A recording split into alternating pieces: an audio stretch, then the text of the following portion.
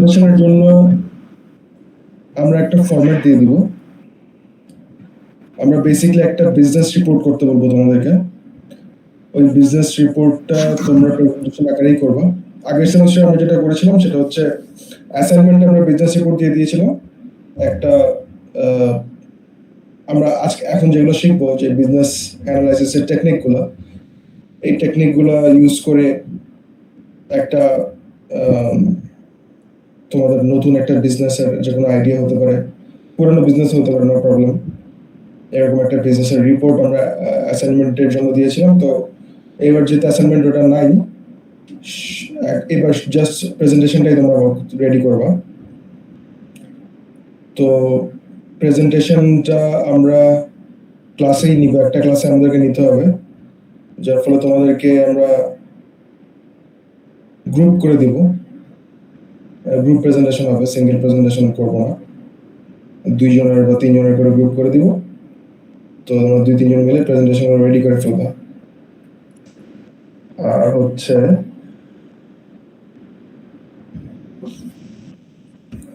ওটা নিয়ে আমরা আজকে ডিসকাস করবো। তোমাদের ফাইনালের আগে আর কয়টা ক্লাস বাকি থাকতেছে?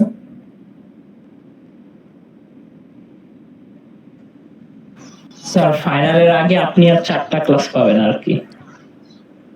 আর 4টা ক্লাস আজকের পর থেকে বাকি 4টা ক্লাসই তো আমাদের অফলাইন ক্লাস হবে, তাই না?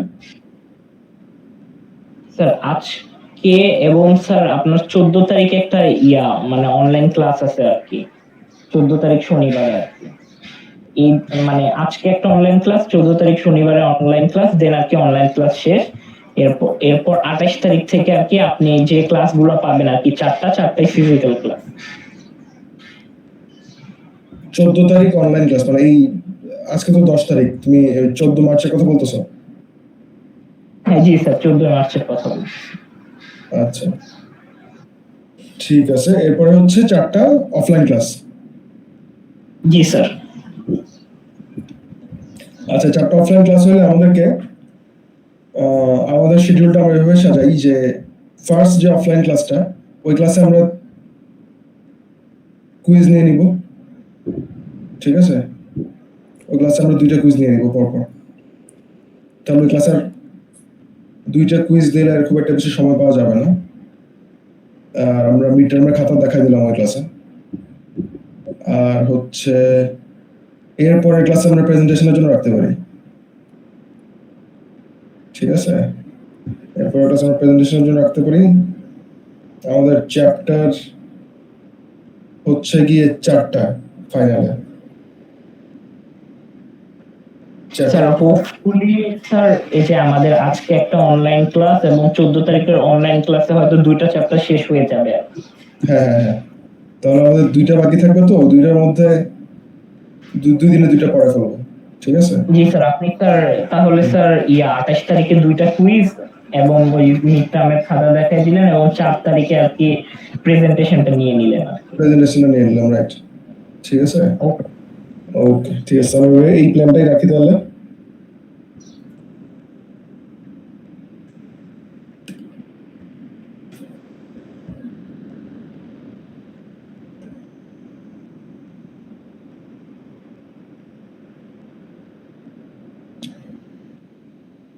আচ্ছা আজকের ক্লাস হচ্ছে বিজনেস অ্যানালাইসিস টেকনিক্স।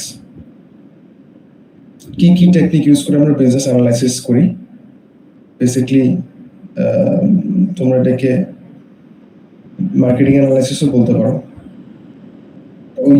ওই টেকনিকগুলো আমরা শিখবো আজকের ক্লাসে। Business analysis techniques are methodologies used to understand, assess, and improve business operations.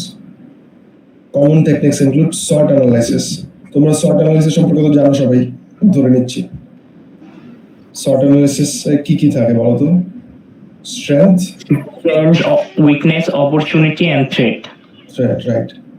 তারপর আছে pestle analysis, এটা আমরা দেখবো।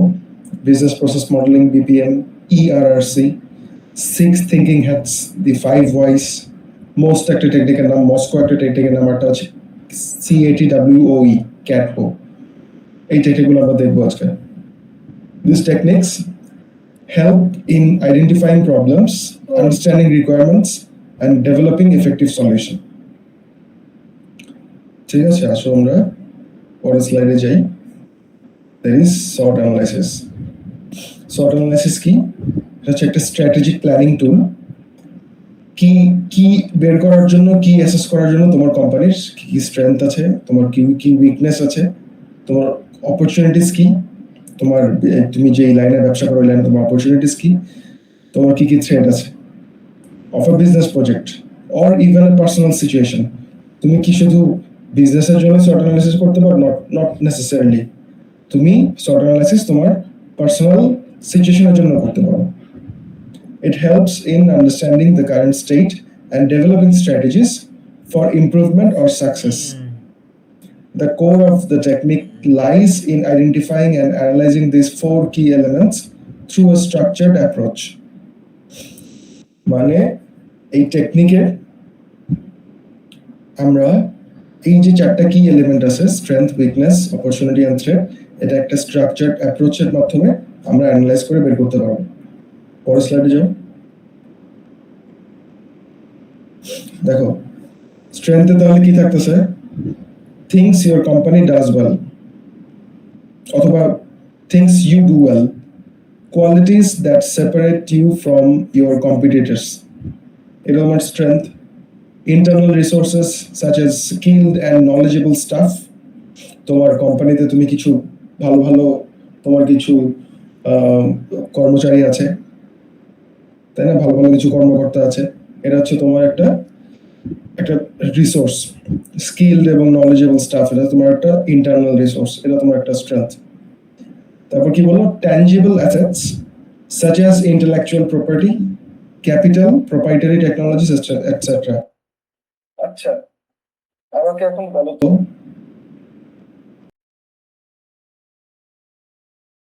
যে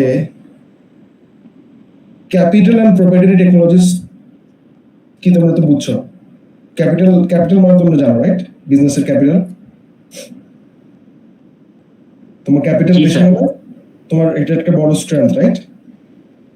তো প্রোপ্রাইটারি টেকনোলজিস কি?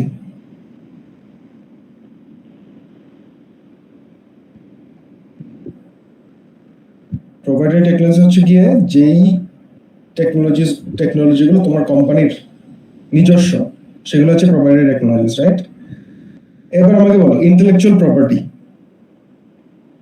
আচ্ছা, তোমরা কি ট্যাঞ্জিবল ইনট্যাঞ্জিবল এটা বুঝো? কোনটা ট্যাঞ্জিবল অ্যাসেট, কোনটা ইনট্যাঞ্জিবল অ্যাসেট? না স্যার। ট্যাঞ্জিবল হচ্ছে যে জিনিসটা তুমি মানে যে জিনিসটা তুমি যেটা ফিজিক্যাল প্রেজেন্স আছে, ঠিক আছে, যেটা তুমি ধরতে পারবা, টাচ করতে পারবা, ওটাকে বলে ট্যাঞ্জিবল অ্যাসেট। ফর এক্সাম্পল এই যে বললো প্রোপ্রাইটারি মেশিনারিজ, তোমার একটা কোম্পানি আছে, তুমি কোম্পানিতে তোমার যেসব মেশিনারিজ আছে, তোমার তোমার টাকা, ক্যাপিটাল, তুমি ব্যাংকে ধরো $1 মিলিয়ন রাখছো, ওটা কি ট্যাঞ্জিবল অ্যাসেট? ঠিক আছে। আর মানে যেটা তুমি ধরে মাপতে পারতেছো, তোমার ফ্যাক্টরির জন্য কাঁচামাল হইতে পারে, that is also tangible asset. আর ইনট্যাঞ্জিবল অ্যাসেট কি? ইনট্যাঞ্জিবল অ্যাসেট হচ্ছে গিয়ে তুমি একটা প্রোডাক্ট ডিজাইন করলা অথবা একটা সফটওয়্যার, তুমি নতুন একটা সফটওয়্যার বানালা, তুমি ওটাকে কপিরাইট করবা, তাই না? এই যে কপিরাইটটা, এটাকে তুমি টাচ করতে পারতেছো? এটা যে এটা তোমার একটা অ্যাসেট, এটা তোমাকে ভ্যালু দিচ্ছে, বাট তুমি কি এটাকে মানে ফিল করতে পারতেছো? না, এটা হচ্ছে ইনট্যাঞ্জিবল অ্যাসেট। তোমার ইন্টেলেকচুয়াল প্রপার্টির মধ্যে আর কি পড়ে? ধরো তুমি একটা প্রোডাক্ট বানাইছো যেটাকে তুমি পেটেন্ট করলা, এই যে পেটেন্টটা কি? পেটেন্টটা হচ্ছে ইনট্যাঞ্জিবল অ্যাসেট, এটা একটা ইন্টেলেকচুয়াল প্রপার্টি, ঠিক আছে? মানে ওর তো ইন্টেলেকচুয়াল প্রপার্টি হচ্ছে তাহলে কোনটা? ট্রেডমার্ক ইন্টেলেকচুয়াল প্রপার্টি হবে, ওটাও ইনট্যাঞ্জিবল অ্যাসেট হবে তোমার। এটার কোনটা ইনট্যাঞ্জিবল অ্যাসেট তাহলে? এটার কোনো ফিজিক্যাল কোনো অ্যাপিয়ারেন্স নাই এটার, এটা টাচ করা যায় না, এইটার ভ্যালুটা অ্যাড হয় তোমার আইডিয়া থেকে, ঠিক আছে? আর দেখো তোমার এই ট্রেডমার্কের ভ্যালুটা কিন্তু আইডিয়া থেকে জেনারেট হয়েছে। এটার জন্য তুমি লিগাল সাপোর্ট পাবা ফ্রম দি গভর্নমেন্ট অথবা ফ্রম দি পেটেন্ট অর্গানাইজেশন, কিন্তু এটার কোনো ফিজিক্যাল ফর্ম নেই, এই জন্য এটাকে বলছে ইনট্যাঞ্জিবল অ্যাসেট। ঠিক আছে, বুঝছো? এখন আমাকে বলো যে এখানে যে লিখছে tangible assets such as intellectual property, capital and property technologies, etc. তাহলে intellectual property কি tangible asset এর মধ্যে পড়ে?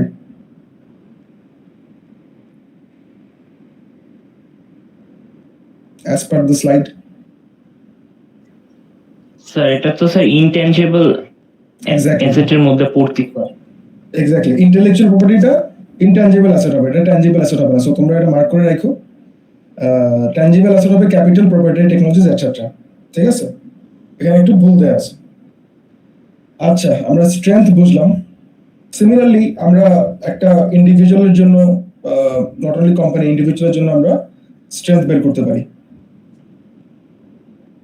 এরপরে আসো weakness. Things your company lacks, things your competitors do better than you, resource limitations, unclear unique selling proposition.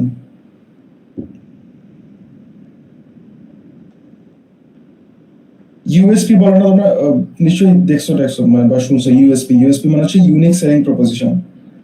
তো unique selling proposition হচ্ছে গিয়ে তোমার বিজনেসকে তুমি যখন স্ট্যান্ড আউট করতে চাইবা among all the competitors in the market, তোমার it's good to have a USP অথবা ইউনিক সেলিং প্রপোজিশন।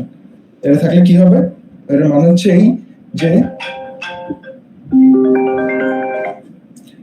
হচ্ছে এই যে আমি কিভাবে স্ট্যান্ড আউট করতেছি আমার কম্পিটিশন থেকে মার্কেটে, ওটাকে বলতেছে unique selling proposition.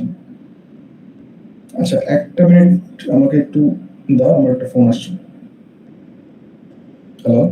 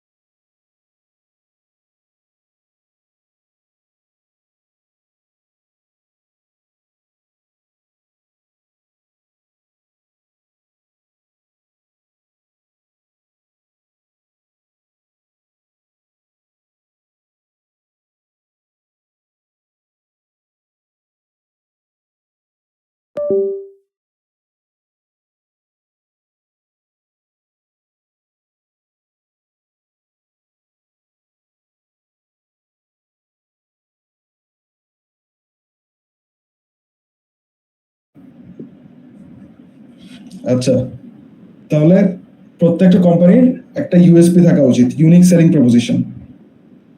For example, তোমরা যদি কেউ কেউ নান্দোজে গিয়ে থাকো, ঠিক আছে, এখন তো নান্দোজ নাই যদিও, নান্দোজে একটা ইউএসপি বলতে পারবা কেউ আমাকে?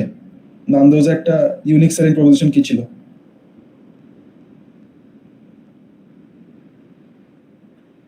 এনিওয়ান?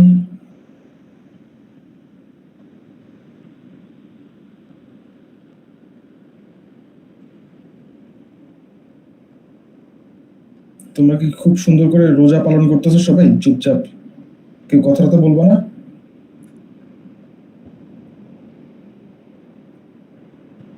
পুরা ডিসকাশনে শুধু আমি আর চিন্ময় ছাড়া আর কেউ নাই এখানে?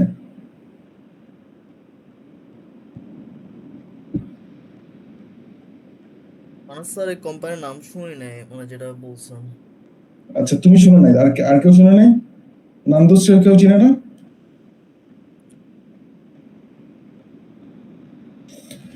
আচ্ছা ঠিক আছে, আমাকে বলো আরং স্যার এর ইউনিক সেলিং কি প্রপোজিশন এখন কি? চেঞ্জ হয়ে কি অন্য কিছু হয়ে গেছে? না, মানে এই চেঞ্জ রেস্টুরেন্ট নাই, কি বাট ওরা এখন বাংলাদেশে নাই। ওদের ওদের ওই জায়গায় আরেকটা দোকান আসছে, আরেকটা মানে আরেকটা সিমিলার টাইপের কোম্পানি আসছে আর কি। ওটার নাম হচ্ছে গালিটোস। হ্যাঁ জি স্যার, এটাই মানে এটাই বলতে চাচ্ছিলাম যে মানে ওটা এক্সচেঞ্জ হয়ে এখন অন্য আরেকটা আসছে আর কি। হুম, তুমি বলতে পারবা ওদের ইউএসপি কি হবে? আচ্ছা, আরং এর ইউএসপি কি বলো তো আমাকে? মানে what makes Aarong stand out from its competitors? এটা তো বলতে পারো, আরং তো সবাই চিনো। Sir paper bag. না, পেপার ব্যাগ তো মনে করো ওটা না, আমি বলতেছি যে আরং এর স্পেশালিটি কি? ওভার প্রাইস আকর্ষণ। কি বুঝি নাই? মানস স্যার প্রাইসটা অনেক বেশি, অনেকে মানে এক্সপেন্সিভ জিনিস পছন্দ করে প্রাইসিং এর জন্য। না না না, আরং এর চেয়ে অনেক এক্সপেন্সিভ দোকান আছে বাংলাদেশে, অনেক বেশি এক্সপেন্সিভ দোকান আছে আরং এর চেয়ে। আমি বলতেছি যে ইউনিক সেলিং প্রপোজিশনটা কি, মানে আমার প্রোডাক্টের বা আমার ব্র্যান্ডের কোন জিনিসটা জন্য আমি সবার থেকে আলাদা, এবং মানে আমার অ্যাডভান্টেজ সেটাও আমার কোম্পানির স্ট্রেংথ। এটা ইউএসপিটা হচ্ছে আমার কোম্পানির স্ট্রেংথ। আমি বলতে চাচ্ছি যে আরং এর ইউনিক সেলিং প্রপোজিশনটা কি। তোমরা বলতে পারো যে আরং এর কাপড়ের কোয়ালিটি আর অন্যান্য সিমিলার টাইপের ওখান থেকে ভালো, অথবা বলতে পারো আরং এর ডিজাইনগুলো ইউনিক, অথবা বলতে পারো আরং এর কি বলে প্রত্যেকটা সেগমেন্টের জন্য আরো সেগমেন্টের কাস্টমারের জন্য আরং এর ডিজাইন আছে, তাই স্যার না? কি বলা যেতে পারে মানে ওরা একদম রুট লেভেল থেকে ওদের প্রোডাক্টটা নিয়ে আসে আর কি, যে আর কি প্রোডাক্ট গুলা তৈরি করতেছে। হ্যাঁ, এটা বলা যেতে পারে, এটা বলা যেতে পারে। একদম রুরাল এরিয়া থেকে ওদের প্রোডাক্টগুলো বানায় নিয়ে আসতেছে, এবং ওদের প্রোডাক্টের কোয়ালিটি ভালো, তাই না? কারণ মানে দাম বেশি এটা তো আর ইউএসপি হবে না। এটা তো আসলে কাস্টমাররা, তুমি বা আমি কাস্টমার হিসেবে এটাকে আমরা নেগেটিভলি চিন্তা করি, দাম বেশি, বিকজ আমরা তো বেশি দাম দিতে চাই না। তো এটা এটা ইউএসপি হবে না। তুমি বলতে পারো আরং এর দাম বেশি, এটা একটা ওদের, এটা কি ওদের ডিসঅ্যাডভান্টেজ হিসেবে কাজ করে? নট অলওয়েজ, বিকজ আরং এর কোয়ালিটির প্রোডাক্ট, সিমিলার কোয়ালিটির প্রোডাক্ট অন্য কেউ কিন্তু মানে এর চেয়ে কম দামে কিন্তু দিতে পারতেছে না। যদি দিত তাহলে তুমি বলতা যে আরং এর দাম বেশি, ঠিক আছে? এনিওয়ে, তো আই হোপ তোমরা ইউএসপিটা বুঝছো। তো তোমার ইউএসপি যখন ক্লিয়ার থাকবে না তোমার কোম্পানির, তখন সেটা তোমার একটা উইকনেস হিসেবে কনসিডার হবে। Opportunities: underserved markets for specific products,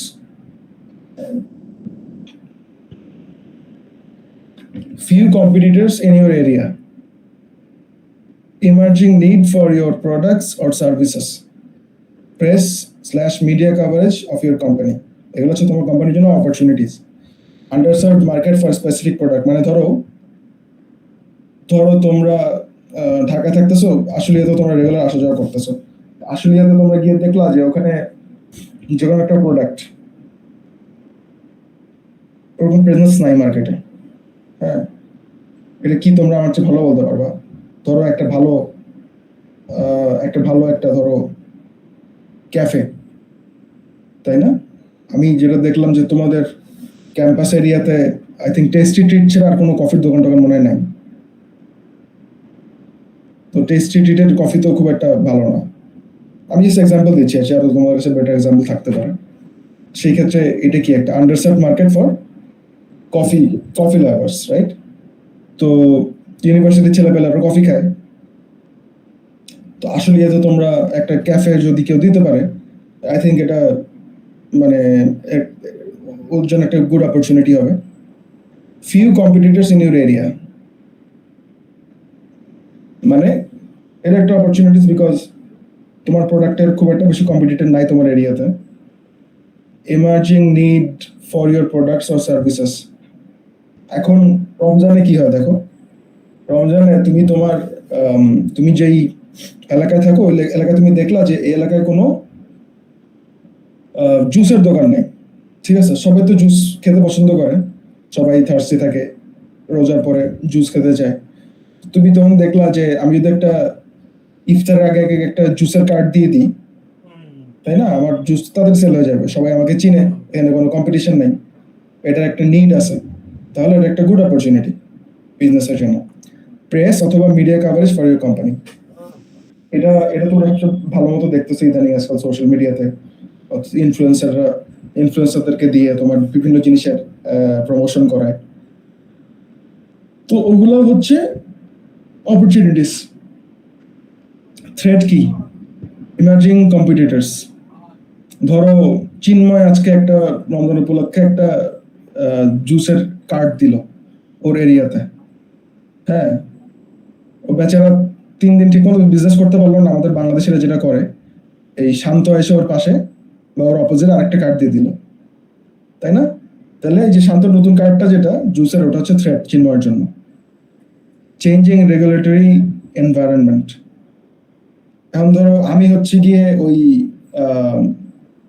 এলাকার মুরব্বীদের যে কমিটি থাকে, কি বলে এটাকে বলতো, সোসাইটি যেটা থাকে, সোসাইটির যে কমিটি, ওই কমিটির মনে করো একজন মুরব্বী। আমি বললাম যে না, এখানে রাস্তার দুই পাশে দুজন শান্ত আর চিন্ময় দুইটা জুসের ইয়ে দিয়ে দিছে, কার্ড দিয়ে দিছে, এখন এখানে ভিড় হচ্ছে রাস্তায়, এটা করা যাবে না। আজকে থেকে আমি এই আইন পাশ করলাম যে এই রোডে কোনো ভেন্ডর বসতে পারবে না বা কোনো কার্ড দিতে পারবে না। তোমার জন্য একটা থ্রেট, এটা তোমার দুজনের জন্য একটা থ্রেট। এটা নেগেটিভ প্রেস অথবা মিডিয়া কাভারেজ। এই ক্ষেত্রে তোমাদের জন্য কি হতে পারে, যে তোমাদের চিন্ময় কয়েকদিন ধরে ভালো ব্যবসা করতেছে, ওর দোকানে লাইন লেগে যাচ্ছে, ইফতারের আগে আগে মনে করো 40-50 জন লাইন দিয়ে ওর থেকে জুস কিনতেছে। শান্ত যখন দিল, শান্তর দোকানে ধরে নিলাম কিছু কিছু লোকজন চলে আসছে। তো এখন যেটা হবে যে ওদেরকে দেখে এটা হতে পারে যে চলাচলের জন্য অসুবিধা হচ্ছে, এটার জন্য একটা নেগেটিভ একটা প্রেস। এক্ষেত্রে তো নেগেটিভ প্রেস হবে না, বাট নেগেটিভ প্রেস বলতে আমরা তোমার ধরো ইয়ে বুঝাচ্ছি, একটা বদনাম বুঝাচ্ছি এই ক্ষেত্রে, ছোট পরিসরে, তাই না? তো ধরো এখানে আর কি আছে, রুবাইদা মরিয়মের মনে হইলো যে এই স্বামী যদি দিতে পারতাম তাহলে তো ভালো হইতো। এখন ও বললো যে যেহেতু আমি দিতে পারতেছি না, আমি এই দুইটার ব্যবসাটা খারাপ করে দিই, ঠিক আছে?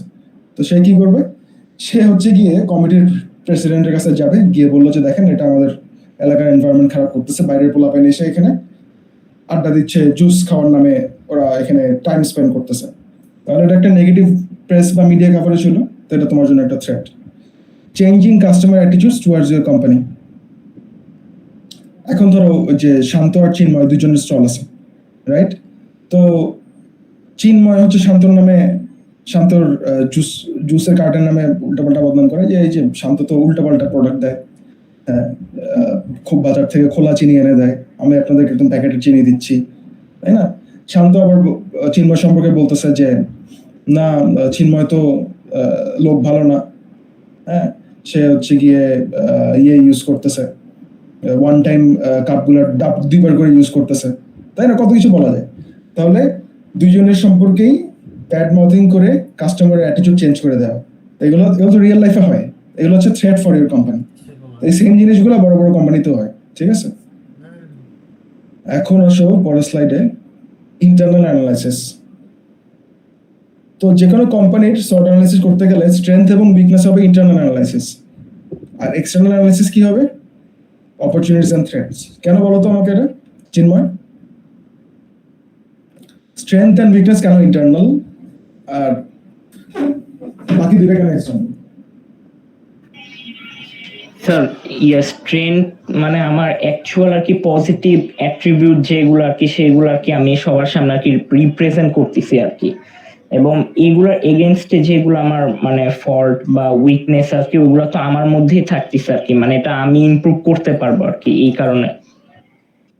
রাইট, মানে তোমার স্ট্রেংথ হোক আর উইকনেস হোক, দুইটাই হচ্ছে totally dependent on you, right? যে তোমার স্ট্রেংথ চাইলে তুমি বাড়াতে পারতেছো, তোমার উইকনেসও চাইলে তুমি কমাতে পারতেছো, এবং তোমার স্ট্রেংথ এবং তোমার উইকনেস তোমার চেয়ে ভালো কেউ বুঝতে পারবে না। তো এই জন্য এটাকে বলতেছে ইন্টারনাল অ্যানালাইসিস। তুমি যখন বসবা তোমার কোম্পানির স্ট্রেংথ গুলো যখন তুমি বের করবা, সবাই মিলে ব্রেন স্টর্মিং করে, তোমাদের থেকে ভালো তোমাদের স্ট্রেংথ আর কেউ বুঝতে পারবে না। তো এই জন্যই বলতেছে এটা ইন্টারনাল অ্যানালাইসিস। স্ট্রেংথ কি? Identify the positive attributes, resources, capabilities that give you competitive advantage. Example include a strong brand reputation, skilled workforce, efficient processes, or unique product offering. আবার যেটা বললাম যে তোমার, যেমন ধরো আমরা যদি আবার আরঙের প্রসঙ্গে আসি, আরঙের ইউনিক প্রোডাক্ট অফারিং আছে কিছু, তাই না? মানে আমরা এখন লাইক কিছু কিছু প্রোডাক্ট আছে আমরা দেখলেই বুঝি এটা আরঙের, এরা অন্য কেউ বানাইতে পারে না, অথবা বানাতে পারলেও বানায় না। আই ডোন্ট নো ভাই, মেবি মানে আরং যেই স্কেলে বানায় ওই স্কেলে বানানো তাদের পক্ষে সম্ভব না, because Aarong has grown to be a big company, right?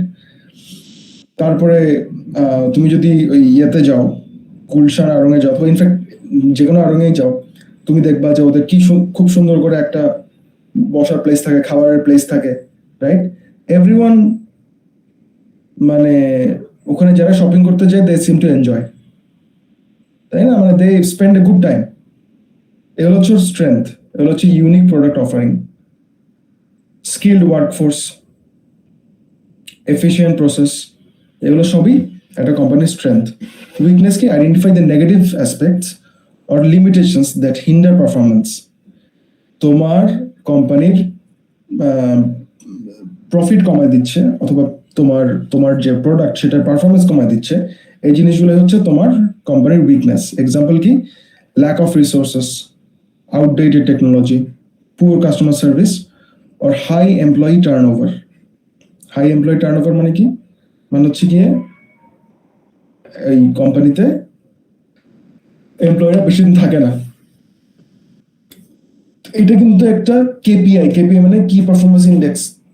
এটা তোমরা যদি গ্লাসডোরে যাও, গ্লাসডোর লিঙ্কডইনের মতো একটা সাইট, ওইখানে তোমাকে বলে দেয় যে এই কোম্পানির এমপ্লয়ি টার্নওভার কিরকম, 6 মাস, 1 বছর, 2 বছর, 5 বছর। তো তুমি দেখবা যে যেখানে তোমার এমপ্লয়িরা লং লাস্ট করে ওই কোম্পানিতে মানুষ নর্মালি তুমি যেতে চাবা, বিকজ তোমার কাছে মনে হবে যে না এই কোম্পানির এনভায়রনমেন্ট ভালো। আর যেটাতে হাই এমপ্লয়ি টার্নওভার মানে মানুষ এমপ্লয়িরা জয়েন করলো 6 মাস পরে আবার চেঞ্জ করে ফেললো, এরকম প্রচুর কোম্পানি আছে। আমার মনে হয় ম্যাক্সিমাম কোম্পানি এরকম, তাই না? ঢাকাতে যে ছোট ছোট কোম্পানি ঠিক মতো তোমাকে সাপোর্ট দিতে পারতেছে না। তো দেখা যাচ্ছে তুমি জব মানে নতুন জবে জয়েন করলা, তুমি জাস্ট এক্সপিরিয়েন্সের জন্য কাজ করতেছো, 1 বছর করে তুমি সাথে সাথে সুইচ করে ফেললা এক্সপিরিয়েন্স নিয়ে।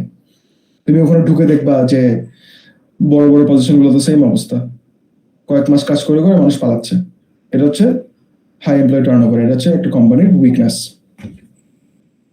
আচ্ছা, এরপরে আসো এক্সটার্নাল অ্যানালাইসিস। এক্সটার্নাল অ্যানালাইসিসে কি আছে? এক্সটার্নাল অ্যানালাইসিসে বাকি দুইটা, অপরচুনিটিস এবং থ্রেটস। অপরচুনিটি কি? Identify potential positive trends or favorable situations that can be exploited.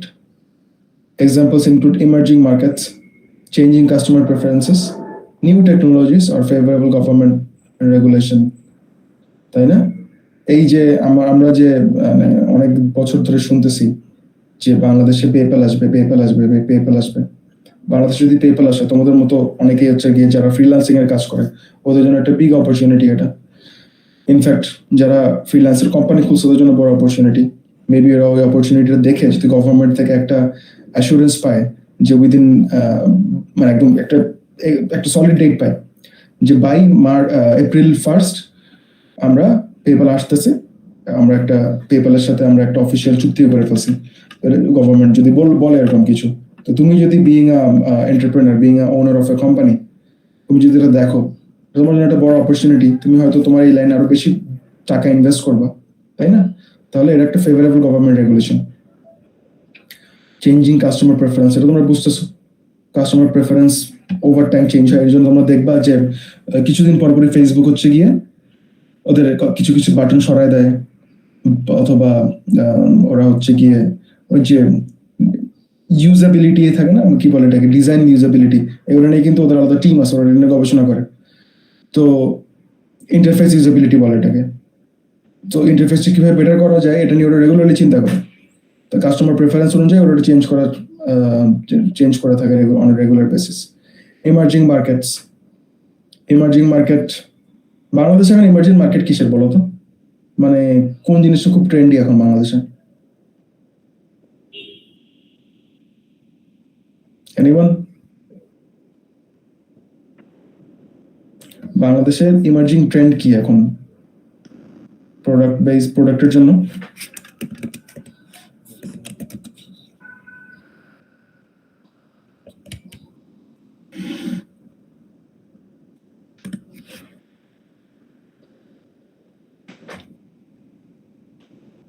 আচ্ছা, আমাকে এটা ভাবতে হবে, আমাকে বলো যে বাংলাদেশে তোমাদের যারা ইয়ে করবে,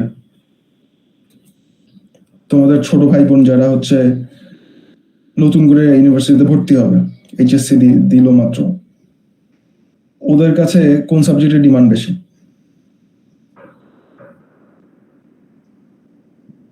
এটা কিন্তু একটা অপরচুনিটি ফর দ্য ইউনিভার্সিটিস, তাই না? তো ইফ ইউ আর ইউনিভার্সিটির মানে মার্কেটিং এর দায়িত্বে আছো, তুমি কোন সাবজেক্টটাকে তুমি বেশি ইয়ে করতে, প্রমোট করতে? Triple A and mechanical. Triple A mechanical? G sir. আচ্ছা, স্যার সিএসি। সিএসসি। আচ্ছা, আর ইয়ার সাবজেক্ট থেকে বলো, অন্যান্য স্ট্রিম মানে ইয়ে থেকে বলো, তোমার বিজনেসের বা হিউম্যানিটিজের ওইসব থেকে কোনটা কোনটা? তোমাদের ফ্রেন্ডরা কি করতেছে বা তোমাদের? Sir English, sir English. English? English. আচ্ছা, আর সলিড সাবজেক্ট এখন ইকোনমিক্স, তারপরে ফিজিক্স, এগুলো পড়তে চায় না কেউ আজকাল?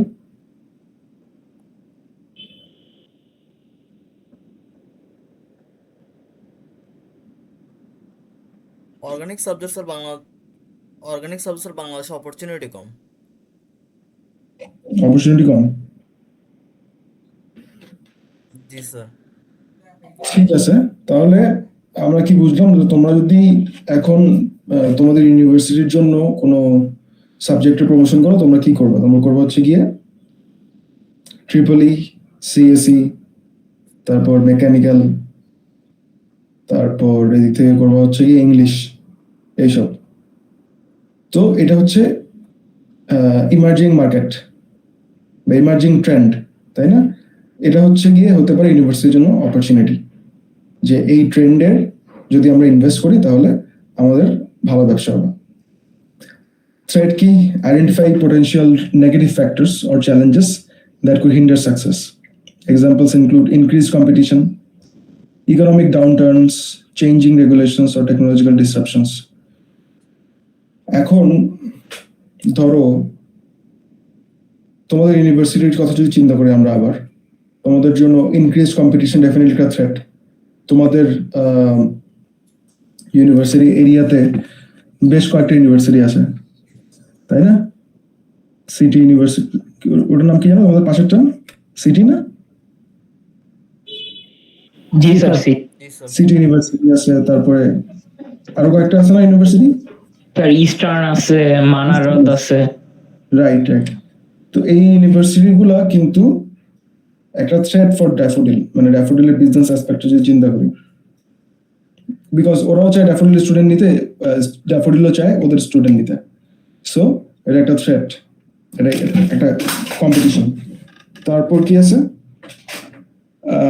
ইকোনমিক ডাউনটার্নস, মানে এখন দেখো পুরো ওয়ার্ল্ডে একটা ইকোনমিক ক্রাইসিস চলতেছে।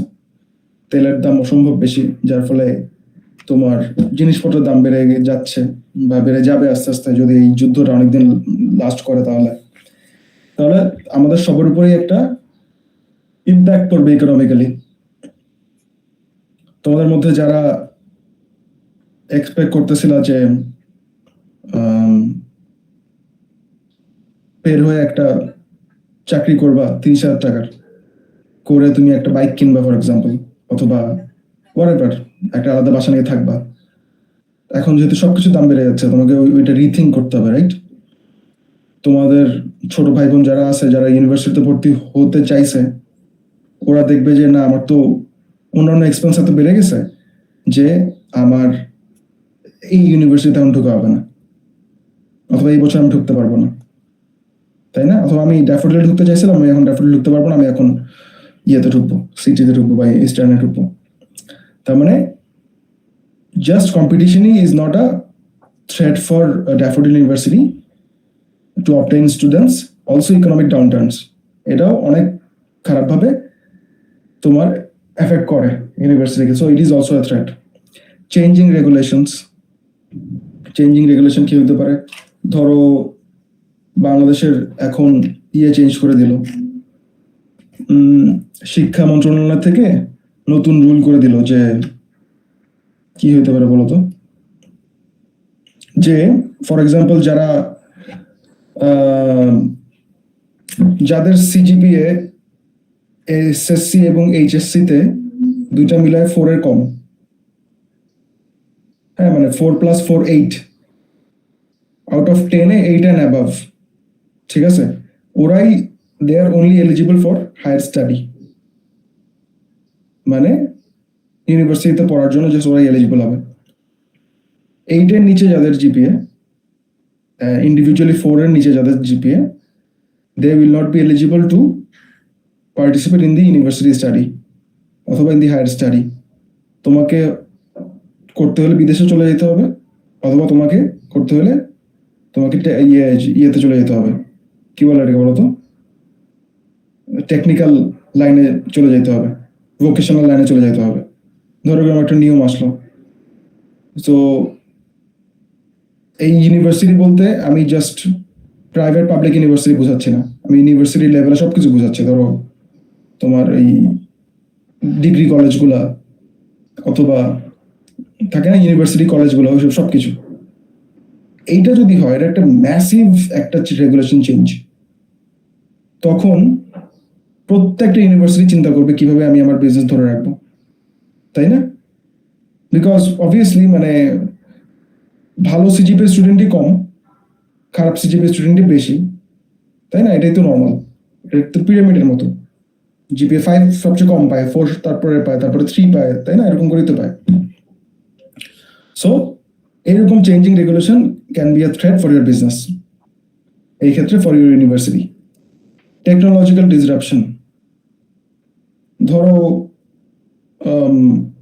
তোমরা ইয়েতে কাজ করো, আইটি ফার্মে কাজ করো বা নিজের আইটি ফার্ম দিছো, এখন বাংলাদেশের যে অপটিক্যাল ফাইবার কেবল দিয়ে কানেক্টেড, বাংলাদেশ সাবমেরিন কেবল দিয়ে কানেক্টেড, দুইটা দিয়ে কানেক্টেড, তোমাদেরকে একবার বলছিলাম মনে হয়, এই দুইটাই তোমার ডিসরাপ্ট হয়ে গেল, ঠিক আছে? অথবা একটা কেটে গেল, আর একটা দিয়ে এত বেশি মানে ট্রাফিকের রিকোয়েস্ট আসতেছে যে ওটা স্পিড অনেক কমে গেছে। তো তুমি হচ্ছে গিয়ে রেগুলার বেসিসে বিদেশের ক্লায়েন্টদের সাথে কমিউনিকেট করো, তোমার কাজ হচ্ছে গিয়ে 50% 60% টাইমে ইন্টারনেটের উপর ডিপেন্ডেন্ট। তাহলে এই টেকনোলজিক্যাল যে ডিসরাপশনটা, ধরো এটা ঠিক হতে হতে 1 মাস লাগলো, তোমার বিজনেসের একটা বড় ক্ষতি হবে। তো ওটাই বলতেছে, এটা also threat for your business. আচ্ছা, আই হোপ আমরা হচ্ছে শর্ট অ্যানালিসিসটা ভালো মতো বুঝতে পারছি। আমরা এখন পরের স্লাইডে যাই। শর্ট অ্যানালিসিসের এক্সাম্পল আছে একটা এখানে, এটা দেখো। পরের স্লাইডে যাও চিন্ময়। জি স্যার, গেছি। স্ট্রেংথ কি থাকে, এটা একটা ইয়ের জন্য করছে আই থিঙ্ক, তোমার একটা ক্লোদিং শপের জন্য, মানে একটা কাপড়ের একটা দোকানের জন্য করছে, কাপড়ের ব্র্যান্ড হতে পারে, কি unique and trendy clothing designs, ওর strength, strong social media presence, ইনস্টাগ্রামে টিকটকে, ওইটা ওর strength, loyal customer base with repeat purchase, বারবার কাস্টমাররা একই দোকানে যাচ্ছে, এটা ওর স্ট্রেংথ। যেমন আমি জানি আমার একজন আত্মীয় আছেন, উনি হচ্ছে গিয়ে মানে ওনার প্রয়োজন থাকুক আর না থাকুক, উনি মাসে একবার করে আড়ঙে যাবেই। হ্যাঁ, উনি ওদের রিপিট কাস্টমার, উনি দেখতে চায় যে ওদের নতুন কি ডিজাইন আসছে, ঠিক আছে, অথবা না কিনলে উনি যে ঘুরে আসবে, ওনার এতই ভালো লাগে। সো এটা হচ্ছে তোমার ব্র্যান্ডের জন্য একটা বিশাল strength. Loyal customer base, low overhead cost due to online already model. আচ্ছা, আমরা যেটা স্ট্রেংথ নিয়ে কথা বলতেছি, এই ক্লোদিং লাইনটা হচ্ছে কি অনলাইন বেসড, ঠিক আছে। তো এই জন্য ওর ওভারহেড কস্ট নাই, মানে ওর রেন্ট দিতে হয় না, ওর ইলেকট্রিসিটি বিল দিতে হয় না, ওর স্টাফ বেশি রাখা লাগে না। অনলাইনেও কিছু স্টাফ রাখা লাগে, বাট অফলাইনে তো অনেক বেশি স্টাফ রাখা লাগে। তো এগুলো হচ্ছে ওর ওভারহেড কস্ট, এগুলো ওর অনেক কম due to online only model. তারপরে আসো উইকনেস। ওর উইকনেস কি? ওর কোনো ফিজিক্যাল স্টোর নাই। সো ওয়াক ইন কাস্টমার যারা হচ্ছে গিয়ে মানে ঘুরে ঘুরে দেখতে পছন্দ করে, কাপড়ের কোয়ালিটি হাত দিয়ে ধরে দেখতে পছন্দ করে, ওরা এইখান থেকে কিনবে না। সো এটা ওর একটা weakness. Limited budget for marketing and advertising, online based দোকান। সো বেসিক্যালি মেবি ও নতুন নতুন স্টার্টই করছে, তো ওর বাজেটও limited for marketing and advertising. Dependent on third party delivery service. এই পার্টিকুলার স্টোরটা হয়তো ডেলিভারি সার্ভিসের জন্য ডিপেন্ডেন্ট থার্ড পার্টির উপরে। থার্ড পার্টির উপর ডিপেন্ডেন্ট থাকলে কি হয়, তোমার পুরোপুরি কন্ট্রোল থাকে না তোমার প্রোডাক্টের ডেলিভারির উপরে, যার ফলে ওদের কোনো বেস অ্যাপের কারণে তোমার কোম্পানির বা তোমার প্রোডাক্টের রেপুটেশন খারাপ হতে পারে। এই জন্য এটা একটা তোমার weakness, dependency on third party delivery service. Small team with limited man power. Maybe ধরো চিন্ময়, ওর বোন, ওর ভাই, ওর আর একটা ফ্রেন্ড, এই চারজন মিলে ওরা একটা অনলাইনের একটা ইয়ে করলো, ক্লোদিং লাইন বিজনেস করতেছে। এই চারজন ছাড়া ওদের কোনো লোকজন নাই। তো চারজনই প্রচন্ড ব্যস্ত থাকে এটা নিয়ে ওদের কাজে। ঈদের সময় সামনে অনেক বেশি সেল হবে, এরপরে পূজার সময় আসবে আরো বেশি সেল হবে, এরপরে নিউ ইয়ার আসবে আরো বেশি সেল হবে। তো কন্টিনিউয়াসলি ওদের চারজনকেই বিজি থাকতে হচ্ছে। তো এটাই হচ্ছে গিয়ে স্মল টিমের অসুবিধা, এটাই বলতেছে লিমিটেড ম্যান পাওয়ার ওদের জন্য একটা উইকনেস। অপরচুনিটিস কি? Increasing demand for affordable fashion, তাই না? তুমি যেহেতু ফ্যাশনটাকে অ্যাফোর্ডেবল রাখতে পারতেছো বিকজ তোমার ওভারহেড কস্ট কম, এই জন্য তুমি মানে মেবি ইউনিক ডিজাইনের উপরে বেশি ফোকাস করতে পারতেছো। এটা তোমার একটা অপরচুনিটি, কারণ এখন হচ্ছে গিয়ে ইউনিক ডিজাইনের একটা ট্রেন্ড চলতেছে উইচ ইজ অলসো অ্যাফোর্ডেবল, ঠিক আছে না? Growing trend for online shopping. অনেকেরই আজকাল দোকানে গিয়ে কাপড় কেনার মতো সময় থাকে না। সো তুমি যদি একটা ভালো প্রোডাক্ট দিতে পারো, ডিফেক্টিভ প্রোডাক্ট না দাও, ভালো ডেলিভারি টাইম মেনটেন করতে পারো, তাহলে এটা একটা ভালো ডিমান্ড আছে। So this is also a opportunity, growing trend for online shopping. Opportunity to collaborate with influencers. অনলাইনে ইনফ্লুয়েন্সারের সাথে কোলাবোরেট করার অনেক অপরচুনিটি থাকে। এক্সপ্যানশন টু ইন্টারন্যাশনাল মার্কেটস, এটা একটা অপরচুনিটি। ইন্টারন্যাশনাল মার্কেট এক্সপ্যান্ড করার জন্য তোমার নট নেসেসারিলি ফিজিক্যাল স্টোর থাকতে হবে, অনলাইন স্টোর থাকলেও তুমি এক্সপ্যান্ড করতে পারো। থ্রেট কি? High competition from big brands like H&M and Zara। বাংলাদেশের ক্ষেত্রে কি হতে পারে, ধরো এগেইন আড়ং হতে পারে, অথবা ধরো ইনফিনিটি হতে পারে। এদের কিন্তু অফলাইন প্রেজেন্স আছে, অনলাইন প্রেজেন্স আছে। সো এটা তোমার জন্য still a threat. Rising shipping cost, delivery charge দিন দিন বাড়তেছে। ধরো এই যে তোমার দেখো তেলের দাম যদি বাড়ে, এই ডেলিভারি যারা করে ওদের চার্জও কিন্তু বেড়ে যাবে। তো এটা একটা থ্রেট অনলাইন ব্যবসার জন্য বা ডেলিভারি ব্যবসার জন্য। Negative customer reviews spreading online quickly. এই যে এটা আরেকটা বড় সমস্যা, যে কাস্টমার রিভিউগুলো কন্ট্রোল করার কোনো উপায় নেই, তাই না? ফেসবুকে তুমি কন্ট্রোল করতে পারো, বাট গুগল রিভিউ কি কন্ট্রোল করা যায়? I don't think so. Anyone? Google review কি তুমি কন্ট্রোল করতে পারবা? না স্যার। হ্যাঁ, তাহলে কি এটা একটা বড় থ্রেট, তাই না? যে আমি হিংসার বশবর্তী হয়ে তোমার কোম্পানির নামে একটা নেগেটিভ রিভিউ দিয়ে দিলাম, যেটা কিনা অনলাইনে তোমার কোম্পানিকে সার্চ দিলেই হাজার হাজার লক্ষ লক্ষ মানুষ দেখতেছে। This is a threat for your company. আর ছোট কোম্পানির জন্য তো আরো বেশি থ্রেট। তারপর কি, new government regulations on e commerce, যেটা নিয়ে আমি একটু আগে কথা বললাম, যে পেপ্যাল যদি চালু হয় সেটা যেমন তোমার জন্য একটা অপরচুনিটি, আবার ধরো গভর্নমেন্ট প্রত্যেকটা অনলাইন শপিংকে একটা প্ল্যাটফর্মের আন্ডারে নিয়ে আসলো এবং এনশিওর করলো যে এদের থেকে আমি এখন প্রপারলি আমি এখন ট্যাক্স আদায় করবো, ভ্যাট আদায় করবো, তাই না? তো সেটা অনেক বাংলাদেশের 90% অথবা maybe 95% online based e commerce based company তো তোমার ট্যাক্স আর ভ্যাট ঠিক মতো দেয় না। এটা ওদের এই রেগুলেশন যদি চালু হয় তাহলে এটা ওদের জন্য একটা থ্রেট হবে, এটাই বলতেছে। ঠিক আছে, আচ্ছা আসো আমরা নেক্সট স্লাইডে যাই। Paste analysis. পেস্ট অ্যানালাইসিস কি জিনিস? পেস্ট অ্যানালাইসিস হচ্ছে গিয়ে একটা analysis, a strategic tool used to assess macro environmental factors that can impact an organization or project. ঠিক আছে, এখন তোমরা কি জানো যে ম্যাক্রো এনভায়রনমেন্টাল ফ্যাক্টর কি?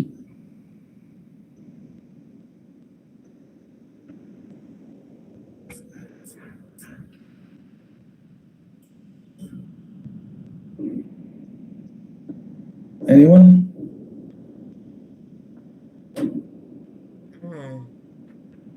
What is macro environmental factor? Macro micro এটা বুঝছো? জি স্যার। বলো তো কি?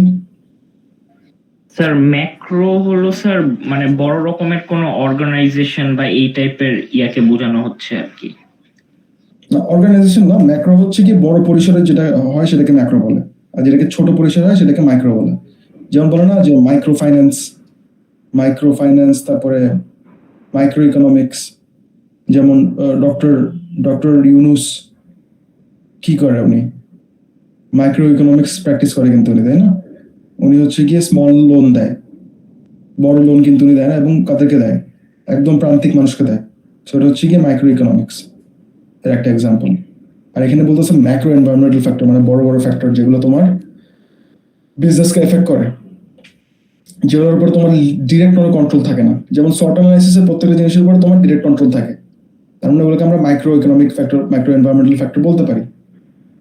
কিন্তু পেস্টেল অ্যানালাইসিসের যেই ফ্যাক্টরগুলো আছে, 6টা এরিয়া আছে: political, economic, social, technological, legal and environmental. এই 6টা ফ্যাক্টরকে আমরা ম্যাক্রো এনভায়রনমেন্টাল ফ্যাক্টর বলতেছি, বিকজ এগুলোর উপরে আমাদের অ্যাজ এ বিজনেসম্যান আমাদের ডিরেক্ট কন্ট্রোল থাকে না। ঠিক আছে, এখন এই জন্য তোমাকে পেস্টেল অ্যানালাইসিসটা করতে হবে। কেন করতে হবে? যেহেতু তোমার এটার উপরে ডিরেক্ট কোনো কন্ট্রোল নাই, তোমাকে এই অ্যানালাইসিসটা করে তোমাকে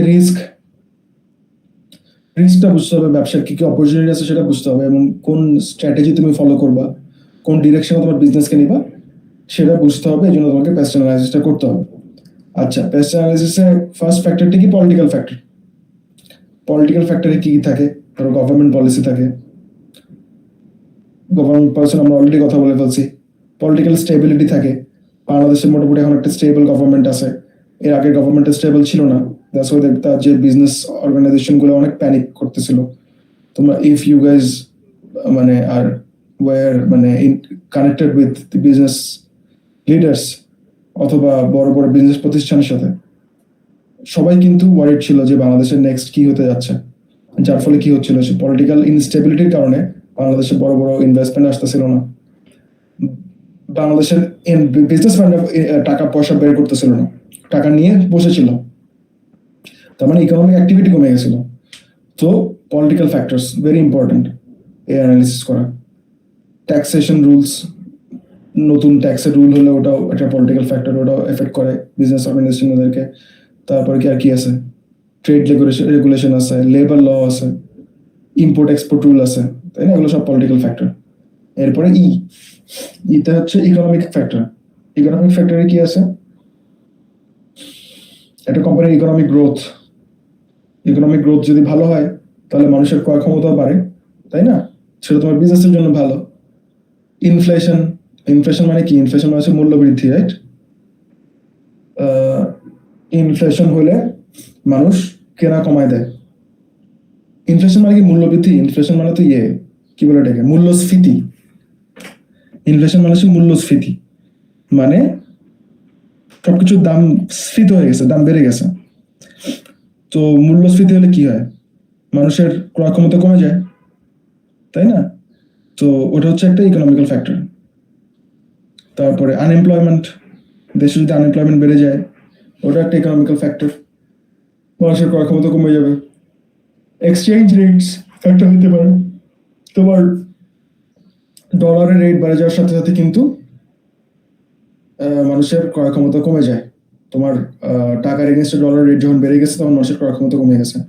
মানুষ বিদেশের যেসব পণ্যের উপর ডিপেন্ডেন্ট, ওইসব জিনিসের দাম বেড়ে গেছে। ফর এক্সাম্পল গাড়ি, সব গাড়ি বাংলাদেশে মোটামুটি ইম্পোর্ট করে, 95% গাড়ি ইম্পোর্ট করে বাংলাদেশে, 5% হয়তো বাংলাদেশে প্রডিউস হয় না, বাংলাদেশে অ্যাসেম্বল হয়।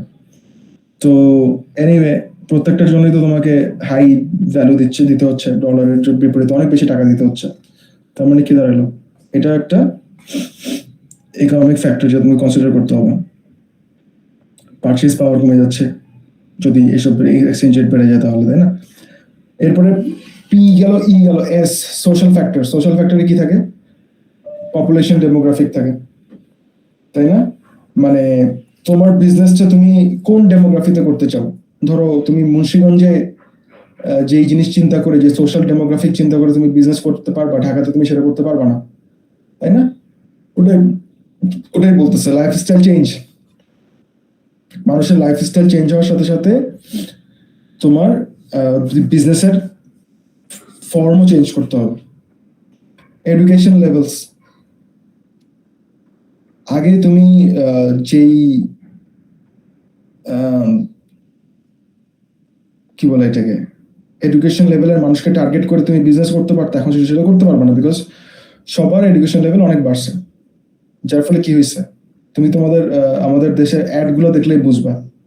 তোমরা যদি 90 দশকের অ্যাড গুলো দেখো, তখন দেখতে যে অ্যাড গুলো মোর রুরাল ফোকাসড, তাই না? এখন হচ্ছে আরবান ফোকাস অ্যাড হয় basically most of the cases. তারপরে তোমার অ্যাডগুলোতে একটু ডিফারেন্ট ল্যাঙ্গুয়েজ ইউজ করে, যে ল্যাঙ্গুয়েজে শহরের পোলাপেন কথা বলে, তাই না? গ্রামের ইকোনমিকে সাপোর্ট করার মতো অ্যাড কিন্তু খুব কম। যেমন কৃষিকে সাপোর্ট করার মতো অ্যাড কি খুব একটা দেখা যায়? আগে কিন্তু অনেক দেখা যাইতো। তারপরে পরিকল্পনার অ্যাডগুলোকে এখন বেশি একটা দেখা যায় না, আগে খুব রেগুলারলি দেখা যেত। তো ওটাই বলতেছি, তো মানুষের যখন এডুকেশনাল লেভেল চেঞ্জ হয়, ওইটার উপর বেস করে তোমার বিজনেসের স্ট্র্যাটেজিও চেঞ্জ হয়। এইটাকে আমরা বলতেছি হচ্ছে গিয়ে social factor, cultural Trends, social values. এরপর হচ্ছে টিতে টেকনোলজিক্যাল ফ্যাক্টর। কি হতে পারে? ইনোভেশন, নতুন innovation, automation, research and development activities, technological change, digital transformation, তাই না? যেমন দেখো, যে আজকে থেকে 10 বছর আগে আমরা চিন্তা করতে পারতাম না টাকা ছাড়া বের হওয়ার কথা, তাই না? আমরা যে টাকা ছাড়া একটু বাসা থেকে বের হওয়া আমরা কল্পনা করতে পারতাম না। ইনফ্যাক্ট আমরা বাসার সামনে একটু জাস্ট বের হয়েছি হাঁটতে, আর পকেটে অ্যাটলিস্ট 50 টাকা রাখতাম যদি কোনো ইমার্জেন্সিতে কাজে লেগে যায়, তাই না? এখন চিন্তা করো, তুমি অ্যাজ স্মল থিং অ্যাজ রিক্সা ভাড়াও তুমি দিতে পারতো বিকাশে, বা তুমি ওই ভয়টা পাচ্ছ না। তোমার তুমি যদি ওয়ালেট ছাড়া বা তোমার মেয়েরা যদি পার্স ছাড়া বের হয়ে যাও, সাথে যদি ফোন থাকে, তুমি বিকাশের মাধ্যমে যে কাউকে পেমেন্ট করতে পারতেছো। অলমোস্ট সবার বিকাশ অ্যাকাউন্ট আছে। This is A technological revolution, তাই না? তো এই টেকনোলজিক্যাল অ্যাসপেক্ট গুলো মাথায় রেখে আমাদেরকে অ্যানালাইসিস করতে হয়। এরপরে আর কি, এরপরে হচ্ছে যে তোমার লিগালে কি থাকে? Legal factor, laws and regulation, যেটা আমরা অলরেডি কথা বলছি। তোমার এনভায়রনমেন্টাল ল থাকে, এনভায়রনমেন্ট ফ্যাক্টরে আসবে, ঠিক আছে? আচ্ছা, আমরা সামনে এক্সাম্পল দেখতে দেখতে আমরা আরো ক্লিয়ার হবো, ঠিক আছে? নেক্সট স্লাইডে যাও।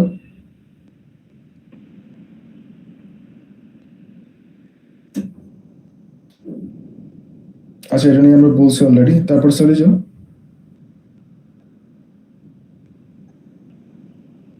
হ্যাঁ, তারপর চলে যাও। আচ্ছা দেখো, এখানে একটা এক্সাম্পল দিছে, pastel analysis example for cinema industry. ঠিক আছে, আমরা যখন পেস্টাল অ্যানালাইসিস করব, ধরো তোমাকে একটা বিজনেস রিপোর্ট দিতে বলছে, তুমি একটা বিজনেস অ্যানালিস্ট, তোমাকে বিজনেস রিপোর্ট দিতে বলছে সিনেমা ইন্ডাস্ট্রির উপরে। তুমি ধরো একটা পেস্টাল অ্যানালাইসিস করবা। পলিটিক্যালি তুমি কি করতেছো? Censorship laws, government regulations on public venues, cultural policies, তাই না? এগুলো হচ্ছে পলিটিক্যালের মধ্যে, পলিটিক্যাল অ্যানালাইসিসের মধ্যে পড়বে। সেন্সরশিপ ল কিভাবে পড়তে পারে? আগে দেখা যাইতো বাংলাদেশে, আমি যতদূর জানি, যে মাঝখানে তোমার আর্লি 2000-এ বাংলাদেশের cinema industry took a big hit. Because ওই সময় তোমরা সবাই মানে শুনছো যে একটা অশ্লীল সিনেমার একটা ইয়ে চলতেছিল, ট্রেন্ড চলতেছিল। তো ওই সময় মেবি, আমার ধারণা, আমি ছিল না, আমি আমার ধারণা থেকে বলতেছি, যেহেতু চলতেছিল এই জন্য হয়তো সেন্সরশিপ ল খুব একটা ভালো মতো কাজ করতো না। এরপরে আমরা আবার কি দেখি? আমরা আবার দেখি যে সেন্সরশিপ লটা খুব উইয়ার্ডলি কিছু কিছু সিনেমার জন্য কাজ করে, কিছু কিছু সিনেমার জন্য কাজ করে না, তাই না? আমরা দেখি যে পলিটিক্যাল একটা ফ্যাক্টর এখানে কাজ করে।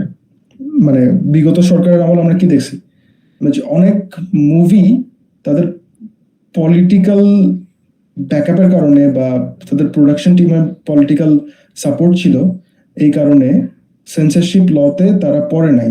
অথচ আরেকটা নর্মাল মুভি ওই সেম ট্রেন্ড ফলো করে বানাইছে, এবং ওই সেম ক্লজের জন্য তার সেন্সরশিপ ল পড়া উচিত ছিল না, বাট সে পড়ে গেছে। তার মানে কি, তাকে পলিটিক্যালি টার্গেট করা হয়েছে, তাই না? তো সিনেমা ইন্ডাস্ট্রিতে censorship law is a big big factor. Because ধরো যারা মুভি বানায় ওরা কি করে, প্রচুর কোটি কোটি টাকা খরচ করে মুভি বানায়, রাইট? ধরো তুমি মুভি বানাবা, তোমার কত খরচ আছে? তো ফার্স্টে তোমার প্রোডাকশনের খরচ, তোমার ভেন্যুর খরচ, তোমার মানে বিভিন্ন জায়গার শুটিং হয় ওটার খরচ, তোমার ক্যামেরার খরচ, তোমার কস্টিউমের খরচ, তোমার এই নায়ক নায়িকাদেরকে, অ্যাক্টর অ্যাক্ট্রেসদেরকে ইয়ে দিতে হয়, টাকা দিতে হয়, ওটার খরচ। তারপরে তোমার সিনেমা যে চালাবা প্রত্যেকটা সিনেমা হলে, ওটার খরচ। তারপরে তুমি ওটিটিতে যে নিবা, ওটার খরচ, পোস্ট প্রোডাকশনের খরচ, তোমার মানে খরচের শেষ নাই, তাই না? কোটি কোটি টাকা খরচ হয়েছে একটা ভালো সিনেমা বানাইতে। এত কোটি কোটি টাকা খরচ করে তুমি যখন সিনেমাটা রিলিজ করবা, তখন যদি তোমাকে সেন্সর বোর্ড আটকায় দেয়, তোমার এই বিশাল কোটি কোটি টাকা ইনভেস্টমেন্ট তোমার কি পুরো পানিতে গেল না? এই জন্য পলিটিক্যাল মানে এই যে পেস্টাল অ্যানালাইসিসটা ইম্পর্টেন্ট যে কোনো একটা বড় ইন্ডাস্ট্রির এই অ্যানালাইসিস করার জন্য। গভর্নমেন্ট রেগুলেশনস অন পাবলিক ভেন্যুস, ধরো গভর্নমেন্ট বলে দিল যে পাবলিক ভেন্যু কি হতে পারে, যেমন বলো তো, কোভিডের সময় যেটা হয়েছিল, যে সিনেমা হলের ক্যাপাসিটি হচ্ছে কি 200 জনের, গ্যাপ দিয়ে দিয়ে বসতে হবে। আমি জানি না বাংলাদেশে হয়েছিল কিনা, একটা একটা গ্যাপ দিয়ে, আমার মনে হয় হয়েছিল, আই ক্যান্ট রিমেম্বার। বিদেশে তো হয়েছিল ফর শিওর। তোমার একটা একটা গ্যাপ দিয়ে বসতে হবে বা দুইটা দুইটা গ্যাপ দিয়ে বসতে হবে। তার মানে 200 জনের ক্যাপাসিটিতে তুমি 50 জনের বেশি বসাতে পারতেছো না, বা 100 জনের বেশি বসাতে পারতেছো না, তাই না? এটা কিন্তু হলের মালিকদের জন্য একটা লস, আবার অ্যাজ আ তুমি প্রডিউসার তোমার জন্য একটা লস, তাই না? Government regulation also plays a vital role. তারপরে কালচারাল পলিসিস। কালচারাল পলিসিস কি কি হইতে পারে? তোমার এটা হইতে পারে না যে সিনেমাতে তুমি কোনো মদ খাওয়ার দৃশ্য দেখাতে পারবে না, এটা একটা কালচারাল পলিসি, তাই না? এখন তোমার সিনেমাটাই হচ্ছে গিয়ে ড্রাগ অ্যাডিক্টদেরকে নিয়ে, তুমি যদি মদ খাওয়া দেখাইতে না পারো, তোমার সিনেমা তো একটা মানে তুমি বানাতে পারবে না। এইসব পলিসিস এইসব জিনিসগুলো ইম্পর্টেন্ট ফ্যাক্টর। এই জন্যই মানুষ, আমরা মানে অ্যাজ এ বিজনেস অ্যানালিস্ট আমরা পেস্টাল অ্যানালিসিস করে থাকি। ইকোনমিক ফ্যাক্টর কি আছে? Affected by disposable income, competition from streaming, ticket and concession pricing. Disposable income মানে কি? এনিওয়ান?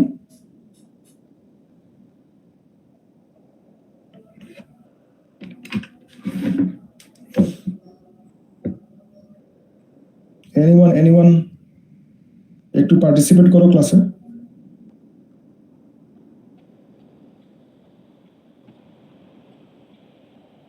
ডিসপোজেবল ইনকাম মানে হচ্ছে কি, এই যে ইনকামটা তুমি কি বলে এটাকে, মানে তুমি খরচ করতে পারো, যে টাকাটা তোমার বাড়তি যে একটা তোমার খরচ আছে, তাই না? তোমার বেসিক নিডের পরে তোমার যে একটা বাড়তি এন্টারটেনমেন্টের জন্য তুমি একটা খরচ করতে পারবো, ওটাকে বলতেছে ডিসপোজেবল ইনকাম। তো তোমার তোমার যদি সবকিছুর দাম বেড়ে যায়, তাই না? মানে তুমি আগে বাজারের পিছু খরচ করতে মাসে 10,000 টাকা, এখন খরচ করতে হচ্ছে 13,000 টাকা। তুমি আগে যাতায়াতের জন্য খরচ করতে 6,000 টাকা, এখন খরচ করতে হচ্ছে 9,000 টাকা। তোমার ডিসপোজেবল ইনকামটা কমে গেল না? তোমার অন্যান্য তোমার এন্টারটেনমেন্টের জন্য বা তোমার ঘোরাফেরার জন্য তুমি যে বাজেটটা রাখছিলা, ওটা তো কমে যাচ্ছে। তো তোমার ডিসপোজেবল ইনকাম যখন এফেক্টেড হবে, তখন তুমি কিন্তু আর সিনেমা দেখতে পারবে না। সিনেমা তুমি যে দেখতা দুই মাসে একটা বা 2 মাসে একবার, তখন ওটা এফেক্টেড হবে। তো ওটাই বলতেছে যে ইকোনমিক ফ্যাক্টরটা খুব ইম্পর্টেন্ট এই সিনেমা ইন্ডাস্ট্রিতে। দেশের ইকোনমি ভালো না থাকলে অবভিয়াসলি সিনেমা ইন্ডাস্ট্রিও ফ্লারিশ করতে পারবে না। Competition from streaming, Netflix, Amazon Prime, আর কি আছে বলো, ডিজনি, তারপরে HBO ম্যাক্স, আর কি আছে বাংলাদেশে, কি আছে, চরকি, হইচই, বঙ্গ। বঙ্গ, হ্যাঁ। এই জিনিসগুলো যখন আসছে, এখানে দেখবা অনেক মুভি রিলিজ হচ্ছে, তাই না? তো এখানে যেহেতু অনেক মুভি রিলিজ হচ্ছে, এটা has become a threat for তোমার সিনেমা হলস, ফর মাল্টিপ্লেক্সেস, তাই না? আগে ধরো মাল্টিপ্লেক্সেই 100টা মুভি রিলিজ হইতো ধরো এক বছরে। এখন দেখা যাচ্ছে যে 70টা রিলিজ হচ্ছে, বাকি 30টা OTT-তে তোমার নেটফ্লিক্সে বা চরকিতে তোমার ইয়ে রিলিজ করতেছে। তো এটাও একটা ইকোনমিক ফ্যাক্টর। কনসেশন প্রাইসিং একটা ইকোনমিক ফ্যাক্টর। কনসেশন প্রাইসিং মানে কি, তোমাকে বলে রাখি, তোমাদেরকে দেখো না, তোমাদেরকে ইয়ে দেয় যে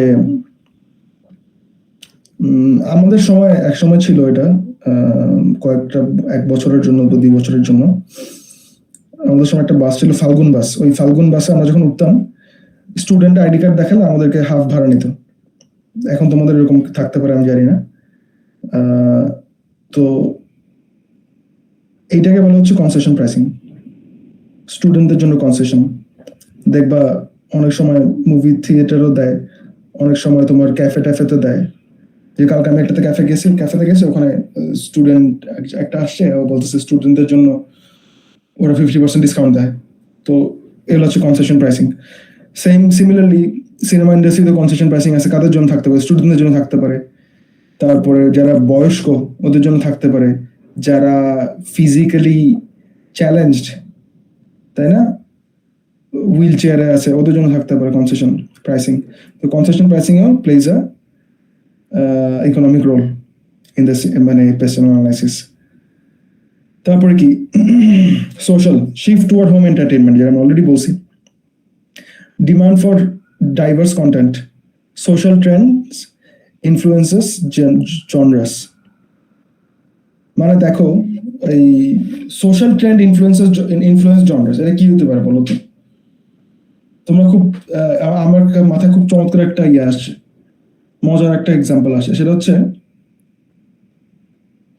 আজকাল বাংলাদেশে যে মুভিগুলো বানায়, খুব বড় বড় হিট মুভি হয়, খেয়াল করে দেখছো তোমরা যে 80% 90% হচ্ছে সাউথ ইন্ডিয়ান স্টাইলের মুভি।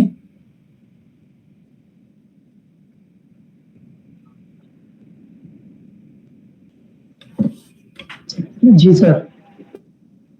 মানে সাউথ ইন্ডিয়ান যে তোমার অ্যাকশন গুলা, যেই টাইপের তোমার মোস্টলি অ্যাকশন, যে টাইপের স্ক্রিপ্ট থাকে, ওই জিনিসগুলো কিন্তু ফলো করতেছে আজকাল বাংলাদেশের তোমার এই মুভি মেকাররা, তাই না?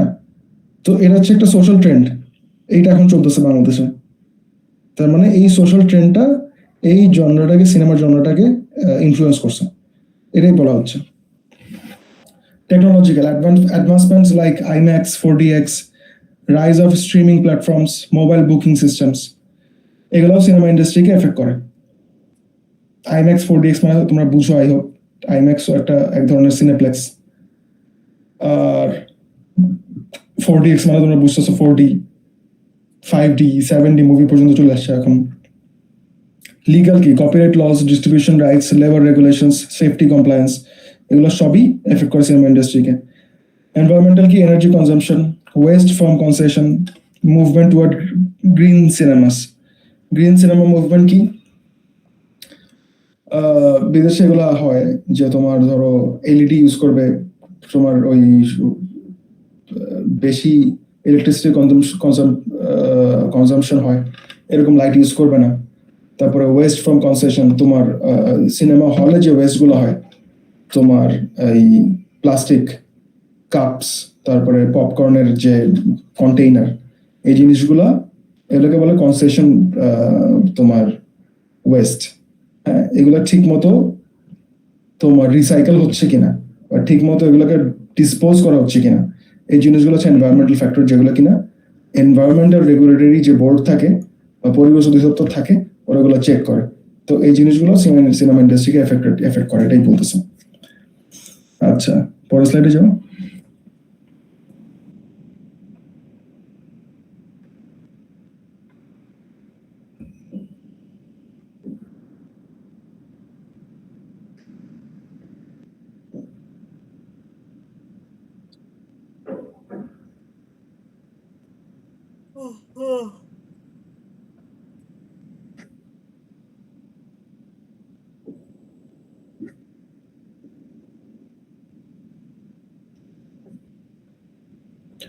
আমরা তোমাদেরকে ইয়ে দিতে পারি, কুইজে অথবা ফাইনাল এক্সামে আমরা তোমাদেরকে বলতে পারি যে যেভাবে আমরা কোয়েশ্চেন করে থাকি নর্মালি, যে ফর এক্সাম্পল তোমরা হচ্ছে একটা কোম্পানিতে, একটা সফটওয়্যার কোম্পানিতে কাজ করতেছো, অমুক সফটওয়্যার কোম্পানিতে, অথবা তুমি ওনার অফ সফটওয়্যার কোম্পানি, তুমি একটা নতুন একটা প্রোডাক্ট লঞ্চ করতেছো। তো এটার আগে তুমি একটা বেস্ট সেলার অ্যানালাইসিস করবা। তোমাকে আমরা একটা সিচুয়েশন দিয়ে দিলাম, তাই তুমি হচ্ছে কি ওই সিচুয়েশনের উপর বেস করে তুমি বেস্ট অ্যানালাইসিস করবা। বেস্ট অ্যানালাইসিস আমি যেটা দেখলাম তোমাদের 50%-এর মতো আমি মিডের খাতা দেখছি, এর মধ্যে দেখলাম আমি যে 50%-এর মধ্যে ধরো 25 জন, তো 25 জনের মধ্যে মোটামুটি 7-8 জন মেবি বা 5-6 জন প্রপারলি মানে এই অ্যানালিটিক্যাল কোয়েশ্চেনগুলো অ্যান্সার করতে পারছে। বাকি সবাই জাস্ট কথাবার্তা, আমি যেটা তোমাদেরকে ফার্স্টেই মানা করছিলাম যে কথাবার্তাভাবে লিখো না, মানে যেটা স্লাইডে আছে সেটা পুরোপুরি লিখে দিও না, তোমাদের নিজেদের ইমাজিনেশন এই যে সিচুয়েশনটা দেওয়া আছে ওইটাকে অ্যানালাইজ করে লেখো, ঠিক আছে? তো দেখা গেছে মাত্র 5-6 জন এরকম লিখতে পারছে, ম্যাক্সিমাম লিখতে পারেনি। যে যারা যারা লিখতে পারছে ওরা মোটামুটি বেশ ভালো মার্কস পেয়েছে। এখন পর্যন্ত আমার দেখলাম যে হাইয়েস্ট মার্কস উঠছে 22/25, ঠিক আছে? সো এরপর তোমাদের একটা 2 মার্কসের কোয়েশ্চেন ছিল, কি বলো ওটাকে, কি কোয়েশ্চেন যেন ছিল ওটা চিন্ময়? 2 মার্কসের একটা কোয়েশ্চেন ছিল। Sir, what is business analysis? না না, ওটা তো 3 মার্কসের। 2 মার্কসের একটা কোয়েশ্চেন ছিল, দুইটা সেন্টেন্স দিয়ে দিছে, যে স্মার্ট স্মার্ট না? জি স্যার, স্মার্ট টেকনিকের হ্যাঁ হ্যাঁ হ্যাঁ, তো ওইটা যারা লিখতে পারছে মানে দুইটা টেকনিক অ্যানালাইসিস করতে বলছে। হ্যাঁ, তো ওইটা যারা জাস্ট এক লাইনেই লিখে দিছে, ঠিক আছে? মানে কি ছিল ওটা, মানে তোমাকে রিলেভেন্ট হইতে করতে বলছে মেবি, আর হচ্ছে গিয়ে মেজারেবল করতে বলছে, এই দুইটা। যারা জাস্ট একটাতে মেজারেবল দিছে, একটাতে রিলেভেন্ট দিছে এক্সাম্পল, তাদেরকে ফুল মার্কস দেওয়া ছাড়া তো কোনো উপায় নেই এখানে। সো যার ফলে অনেকগুলো কোশ্চেন মার্কসের, অলদো এটা একটা তোমার ডেসক্রিপটিভ একটা স্ক্রিপ্ট, তারপরেও আমি চেষ্টা করছি যেখানে যেখানে ফুল মার্ক দেওয়া যায় সেখানে ফুল মার্ক দিতে, বাট এই জন্যই তোমাদের 22 পর্যন্ত মার্কস উঠছে। লাস্ট সেমিস্টারে আমার 23.5 পর্যন্ত উঠছিল, ঠিক আছে? সো তোমার যদি পয়েন্ট লেখো মার্কসের কোনো সমস্যা নেই, চিন্তা করতে হবে না।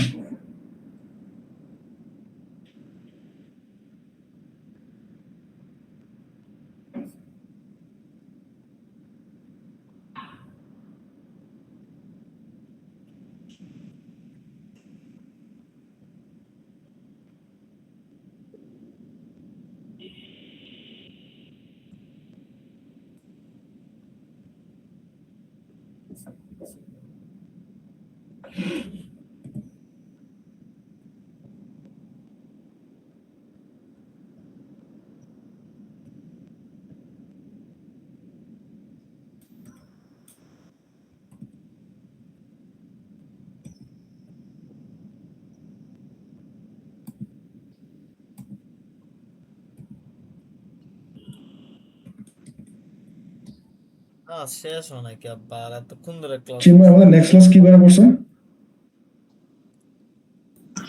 Sir next online class sir 14 তারিখ শনিবার পড়ছে স্যার। 14 তারিখ শনিবার না? ঠিক আছে। জি স্যার।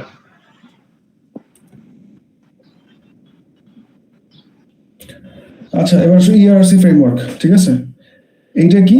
ইআরসি বলতে কি বোঝায়? এলিমিনেট, রিডিউস, রেইজ এবং ক্রিয়েট। এই চারটা জিনিস helps businesses identify opportunities to break away from competition by simultaneously focusing on eliminating and reducing certain industry factors. Eliminating and reducing certain industry factors. কিছু কিছু ইন্ডাস্ট্রির ফ্যাক্টর আছে যেগুলোকে তুমি এলিমিনেট করবা। এলিমিনেট মানে বুঝো তোমরা, বাদ দিয়ে দিবা। রিডিউস করবা, কমায় দিবা। Ultimately leading to a new value curve and a blue ocean of uncontested market space. আচ্ছা, while also raising and creating others.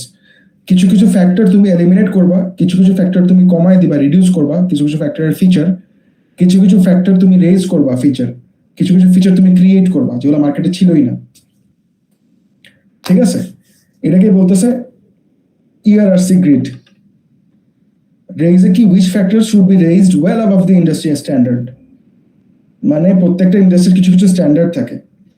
তুমি as a small part of the industry, as a business acumen, তুমি যদি ইআরআরসি ফ্রেমওয়ার্কটা করো তোমার বিজনেসের জন্য, তুমি কি করবা? ফার্স্টে এলিমিনেট করবা। ইতে এলিমিনেট কোন কোন ফ্যাক্টর এলিমিনেট করবা? যেই ফ্যাক্টরগুলো তুমি মনে করতেছো যেসব ফ্যাক্টর তোমার কাজে লাগতেছে না, যে ফ্যাক্টরটা এক্সট্রা কোনো ভ্যালু অ্যাড করতেছো না, তুমি এলিমিনেট করে দাও। রিডিউস করে দাও কিছু কিছু ফিচার। হ্যাঁ, কোনগুলো তুমি রিডিউস করবা? যেগুলো রিডিউস করেও তুমি তোমার স্ট্যান্ডার্ড ধরে রাখতে পারতেছো, আননেসেসারি ফিচার। রেজ করবা কোনগুলো? এমন এমন ফিচারগুলো রেজ করবা যেগুলো কিনা তোমার ব্র্যান্ডের ভ্যালু বাড়ায় দিচ্ছে। ক্রিয়েট করবা কি? এমন কোন নতুন ফিচার ক্রিয়েট করবা যেটা দিয়ে তুমি আনকনটেস্টেড ভাবে মার্কেটে ডমিনেট করতে পারবা। এখানেই আসতেছে ব্লু ওশন। ঠিক আছে, দুই ধরনের স্ট্র্যাটেজি আছে, একটাকে বলে ব্লু ওশন স্ট্র্যাটেজি, একটাকে বলে রেড ওশন স্ট্র্যাটেজি। হ্যাঁ, এগুলো important for your quiz and mid term. Sir একটা কোশ্চেন আছে। হ্যাঁ, ব্লু বলো। ওশন স্ট্র্যাটেজি এটা কি sir blue ocean strategy book থেকে নেওয়া নাকি? এই মানে এই ফ্রেমওয়ার্কটা কোথেকে কোথেকে? ব্লু ওশন স্ট্র্যাটেজিস একটা বুক আছে, মানে এই বুক থেকে এটা নেওয়া? আমি জানি না, আমি বইটা পড়ি নাই তো, বাট হইতে পারে। ব্লু ওশন স্ট্র্যাটেজি ওই বই থেকে হইতে পারে। ব্লু ওশন স্ট্র্যাটেজি বেসিক্যালি এটাই মিন করে, সো হইতেও পারে। ওটা কি কোনো বিজনেস রিলেটেড বই? হ্যাঁ স্যার, ওটা one of the top selling বই আর কি। ও, তাহলে হইতে পারে। তো ব্লু ওশন স্ট্র্যাটেজি কি? ব্লু ওশন স্ট্র্যাটেজি হচ্ছে ওই, মানে ব্লু ওশন কাকে বলে? বেসিক্যালি ব্লু ওশন মানে হচ্ছে কি আনকনটেস্টেড মার্কেট স্পেস। মানে এমন একটা মার্কেট যেই মার্কেটে কোনো কম্পিটিশন নাই, তুমি নিজে মার্কেট ক্রিয়েট করতেছো। ওই মার্কেটে তুমি ওই মার্কেটটা, তুমি ওই প্রোডাক্টের ডিমান্ড ক্রিয়েট করতেছো মার্কেটে। ঠিক আছে, মানে তুমি ডিমান্ড ক্রিয়েট করার আগে মানুষ জানতোই না যে প্রোডাক্ট, ওই এরকম কিছু প্রোডাক্ট থাকতে পারে, তাই না? তাহলে কি হবে? তুমি যদি একটা আনকনটেস্টেড মার্কেট স্পেসে ঢুকো, ওইখানে তোমার প্রোডাক্টই একমাত্র প্রোডাক্ট, যেই কিনবে তোমার প্রোডাক্টই কিনবে, কারণ তুমি ছাড়া কোনো অল্টারনেটিভ নাই। নতুন কেউ আসলে তোমাকে ফলো করেই আসবে, সে আস্তে আস্তে তুমি মোটামুটি তোমার একটা সাম্রাজ্য গুছায় ফেলবা। ঠিক আছে, এটাকেই বলতেছে ব্লু ওশন, যেখানে no competition or very less competition. এবং তুমি এখানে কিভাবে ঢুকবা? বাই ক্রিয়েটিং সাম ফিচার্স,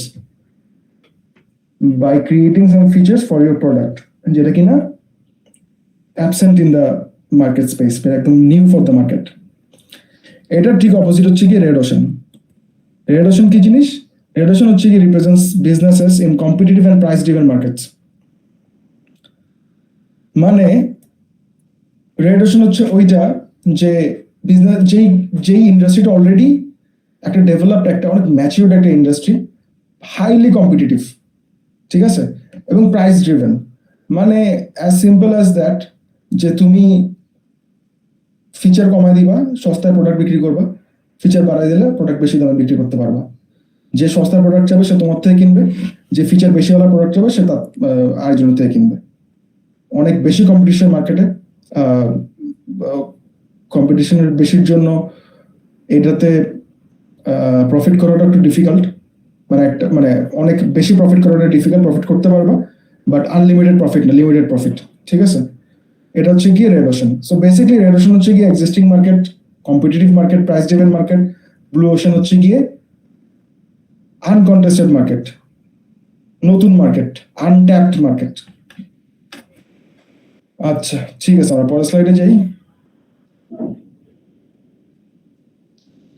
এই স্লাইডে দেখো আছে যে তোমার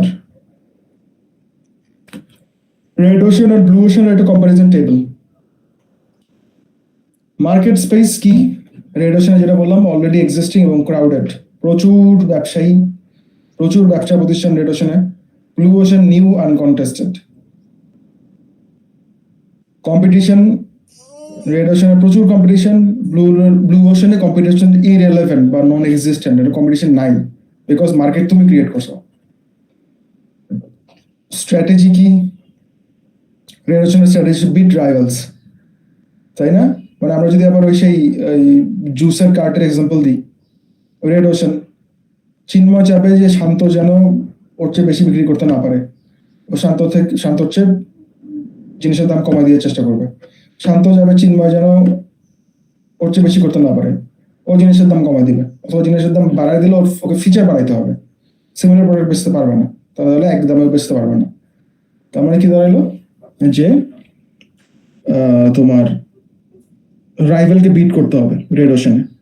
আর সেই ক্ষেত্রে ধরো এখানে আসলো, নাজিফা রহমান আসলো। নাজিফা এসে সে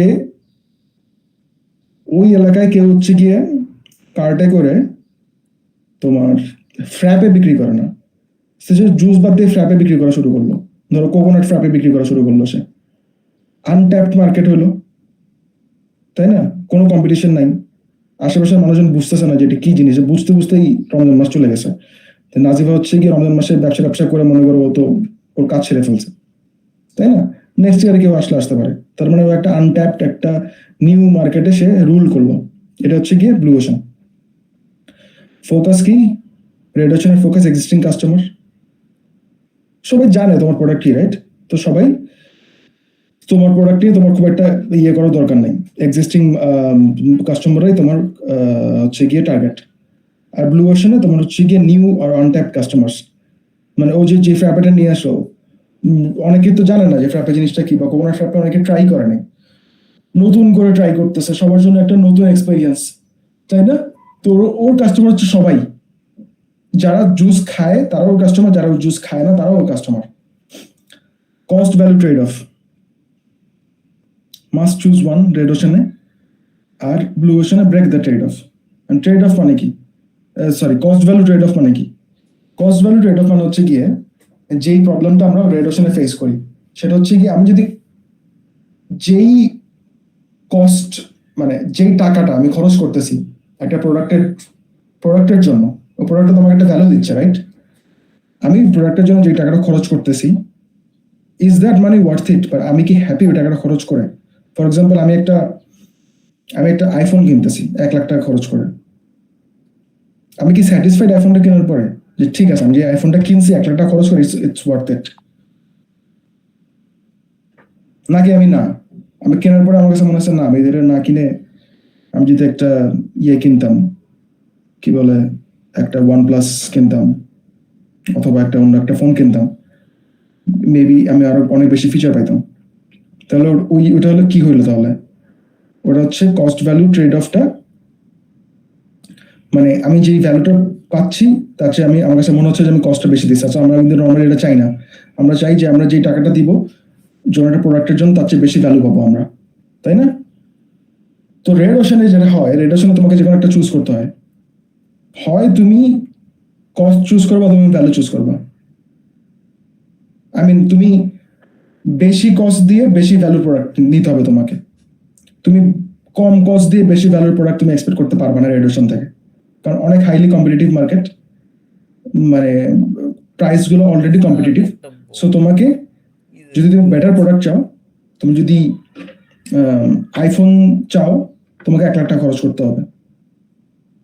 আর তোমার যদি বাজার থেকে 50,000 টাকা, তোমাকে 50,000 টাকা ফোন নিতে হবে। ঠিক আছে, তোমাকে যে কোনো একটা চুজ করতে হবে, ভ্যালু অথবা কস্ট। তুমি যে কোনো দুইটার মধ্যে যে কোনো একটা চুজ করতে পারবে না। আর ব্লু ওশন হচ্ছে কি ব্রেক দ্য ট্রেড অফ, মানে তুমি দুইটাই পারবা চুজ করতে। তুমি যে ওর স্টল থেকে যে তুমি কোকোনাট ফ্র্যাপেটা কিনছো, তোমার ওটা তুমি আগে কোনোদিন টেস্ট করো নাই, অথবা ওই এলাকাতে ওটা নাই, তোমার ওটার অ্যাভেলেবিলিটি নাই। ওটা খেয়ে তোমার কাছে মনে হচ্ছে যে আমি যে চিন্ময় আর শান্ত হচ্ছে গিয়ে 10 টাকা 15 টাকা দিয়ে জুস বিক্রি করে, নাজিবা বিক্রি করতেছে ফ্র্যাপে 30 টাকা দিয়ে। তো 30 টাকার যে ফ্র্যাপেটা, সেটা আমি যে 30 টাকাটা খরচ করলাম, it's totally worth it, because আমি যে টেস্টটা পাচ্ছি, এই টেস্টটাই আমি এই ভ্যালুটাই আমি চাইছি। ঠিক আছে, তার মানে আমি টাকাও দিতে রাজি, কারণ আমি এর সাথে ভ্যালু পাচ্ছি। তার মানে আমার এখানে কোনো ট্রেড অফটা হচ্ছে পারফেক্ট, আমি দুইটাই পাচ্ছি। যে ভ্যালুটা আমি পাচ্ছি, তার বিনিময়ে আমি টাকাটা যে দিচ্ছি সেটার জন্য আমি স্যাটিসফাইড, এটা হচ্ছে আসল কথা। ঠিক আছে, আর রেড ওশনে কি হয়, আমি ভ্যালু যেটা পাচ্ছি ওটা নিয়ে আমি স্যাটিসফাইড না ইদার, অথবা ভ্যালু নিয়ে আমি স্যাটিসফাইড কিন্তু আমাকে কস্ট অনেক বেশি দিতে হচ্ছে। ঠিক আছে, গ্রোথ পটেনশিয়াল, রেড ওশনে লিমিটেড গ্রোথ পটেনশিয়াল। কেন? বিকজ কম্পিটিশন অনেক বেশি, তুমি চাইলেও একটা লেভেলের উপরে যেতে পারবে না। আর ব্লু ওশনে গ্রোথ পটেনশিয়াল আনলিমিটেড, তাই না? তুমি যদি একটা নতুন প্রোডাক্ট নিয়ে আসো, ফর এক্সাম্পল আমরা এখানে কোকোনাট ফ্র্যাপের কথা বললাম, এটা তো ঠিক আছে, এটা তো অনেক ক্যাফে ট্যাফেতে বিক্রি করে। আমরা ওই একটা পার্টিকুলার এলাকার কথা বলছি যেখানে স্ট্রিট ভেন্ডাররা এটা বিক্রি করে না, তো সেই জায়গায় ও এটা নিয়ে এসে ওটা একটা অনেক ভালো একটা ব্যবসা করছে। কিন্তু তোমাদের কি এর কথা মনে আছে, আজকে থেকে প্রায় 10 বছর হয়ে গেছে, তো বের হয়েছিল তোমার একটা ট্রেন্ড, রাস্তায় স্টল দিয়ে ওরা কফি বিক্রি করতো, কোল্ড কফি, খিলগাঁয়ে আপন কফি হাউস। এখন আছে নাকি আমি জানি না, তোমরা কি নাম শুনছো এটার? 10 বছর আগে ছোট্ট একটা দোকান, আপন কফি হাউস, খিলগাঁওয়ে, না স্যার। তালতলা মার্কেটের ওদিকে। এনিওয়ে, তো এটা হচ্ছে ব্যাক ইন 2014-15 মেবি, 15-16 ওই সময় তো বাংলাদেশে কফি ট্রেন্ডটা খুব একটা চালু ছিল না, বুঝছো? মানে খুব একটা বেশি মানুষ কফি টফি খাইতো না, এখন যেরকম আছে ওরকম ক্যাফেও ছিল না তখন। ওই সময় কোল্ড কফি নিয়ে আসলো এই আপন কফি হাউসের ছেলেটা, খিলগাঁওয়ে একটা দোকান। সে কি করলো যে তোমার কফিটাকে দুধ টুধ সব ব্লেন্ড করে ব্লেন্ডারে এটার উপরে চকলেটের গুঁড়ো টুড়ে ছিঁড়ে দিয়ে, যেটা করে আর কি, এখন তো তোমরা অ্যাভেলেবেল আছে। তো সে হচ্ছে কি প্রথম ওটা নিয়ে আসছে, তাও কি স্ট্রিট ফুড হিসেবে। মানে পাগল হয়ে গেছিল মানুষজন, ইফতারের পরে বলো বা নর্মাল টাইমে বলো, লাইন লেগে যেত, বিশাল লাইন লাগতো ওটা নিয়ে। আই থিঙ্ক পেপার টেপারও ফিচার হয়েছিল, অনেক পপুলার হয়ে গেছিল এটা, এবং অনেক বছর ব্যবসা করছে সে আপন কফি হাউস। এরপরে তো যেটা হয়, ওর দেখা দেখে আরো অনেকে দোকান খুলছে। তো তার মানে কি দাঁড়ালো, ওই সময় ও ব্লু ওশন স্ট্র্যাটেজি ফলো করছে, বা ও একটা ব্লু ওশন পাইছে ওর বিজনেসের জন্য। ওর যে গ্রোথ পটেনশিয়ালটা ছিল, ও যে ব্যবসা করছে, মনে করো আই থিঙ্ক ও কয়েক বছরে কোটিপতি হয়ে গেছে জাস্ট এই কোল্ড কফি বিক্রি করে। এই লেভেলের সেল হয়েছে ওর, তার মানে ওর গ্রোথ পটেনশিয়াল আনবিলিভেবল, মানে সুপার লেভেলের হাই, তাই না? তো এটাই বলতে চাচ্ছি আমরা, যে ব্লু ওশন স্ট্র্যাটেজিতে স্কাই ইজ দ্য লিমিট। পরের স্লাইডে যাই আমরা।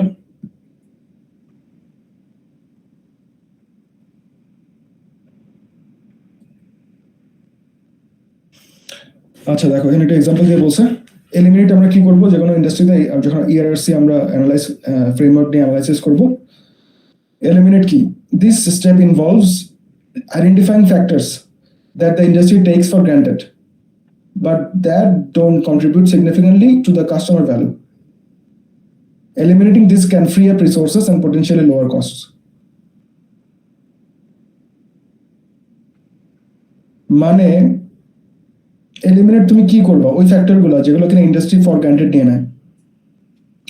মানে একটা প্রোডাক্ট তোমার আছে বা যে কোনো একটা প্রোডাক্ট নিয়ে তুমি কাজ করতেছো, ওই প্রোডাক্টের এমন একটা ফিচার আছে যেটা কিনা মানে ধরেই নিয়েছে মানুষ এই ফিচারটা তো থাকবেই, বাট অ্যাকচুয়ালি তুমি গবেষণা করে দেখছো ওই ওই ফিচারটা এখন এসে খুব একটা ভ্যালু অ্যাড করতেছে না। তাহলে কি করলো তুমি ওটা এলিমিনেট করে দিলা, এলিমিনেট করলে তোমার খরচ কমে গেল। এটাই বলতেছে। এক্সাম্পলটা দেখো, in the software industry some companies are eliminating complex installation processes and focusing on cloud-based solution, making their software easier to access and use. এবং আজকে থেকে তোমার 15 বছর আগে আমরা চিন্তা করতাম না যে আমরা মানে আমি যখন ইউনিভার্সিটিতে ছিলাম, আমাদের ইউনিভার্সিটিতে হচ্ছে আসছিল তোমার কি বলে এটাকে, মাইক্রোসফট আসছিল। এসে ওরা আমরা যারা স্টুডেন্ট আমাদেরকে দিছিল, তো মাইক্রোসফটের তোমার একটা থাকে না, লাইসেন্স কি থাকে না, ওই কিটা আমাদেরকে দিছিল। আমাদের যাদের ইউনিভার্সিটির ইমেল অ্যাড্রেস ছিল ওদেরকে দিছিল। তো তখনই আমরা অনেক অবাক হয়েছিলাম, বিকজ আমরা হচ্ছে গিয়ে এর আগ পর্যন্ত জানতাম যে আমরা সিডি এনে ইনস্টল করবো, উইন্ডোজ ইনস্টল করবো, ঠিক আছে, আমাদের পিসিতে ওই সিডির সাথে কি আসবে। তো এটাকে যে পুরো ক্লাউড বেস করে ফেলছে, এটা কিন্তু তখন আমাদের কাছে নতুন ছিল। তো এটাই বলতেছে এখন অন্যান্য সব অনেক সফটওয়্যারের ক্ষেত্রে এটা হয়েছে যে তোমার কমপ্লেক্স ইনস্টলেশন প্রসেসের কোনো দরকার নেই, ক্লাউড বেস সলিউশন দিয়ে দিছে। তো এর ফলে কি হচ্ছে, তুমি লিটারেলি এই যে ব্যাপারটা আছে একটা হার্ডওয়্যার কি একটা মানে সিডিতে এখন নাই, সিডির তো কোনো ইউসেজই নাই এখন, বা সফটওয়্যার কিনা এটার কোনো ব্যাপারটাই নেই, সবকিছু এখন অনলাইনে করে দিছে, এই পুরো ফিচারটা এলিমিনেট করে দিছে। রিডিউস কি, this focuses on identifying factors where the industry's standard is too high, leading to unnecessary costs or complexity. Reducing these factors can create cost advantage. দেখো তুমি ওই জিনিসগুলো তুমি রিডিউস করে দিচ্ছ যে জিনিসগুলোর কস্ট হচ্ছে গিয়ে খুব বেশি, কিন্তু অ্যাট দ্য সেম টাইম তোমার জন্য ওগুলো খুব একটা বেশি ভ্যালু অ্যাড করতেছো, মানে ওগুলো ছাড়াও তুমি খুব ভালোভাবে সার্ভাইভ করতে পারতেছো। এগেইন তুমি তাহলে এটার মধ্যে দিয়ে এলিমিনেট আর রিডিউস দুইটার মধ্যে দিয়ে তুমি তোমার টাকা সেভ করতেছো বিজনেসে।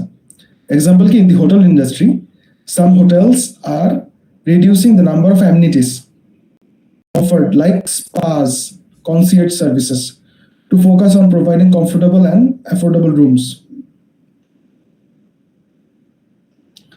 মানে চিন্তা করো যে অ্যামনিটিস তো দেয় নর্মালি, তাই না?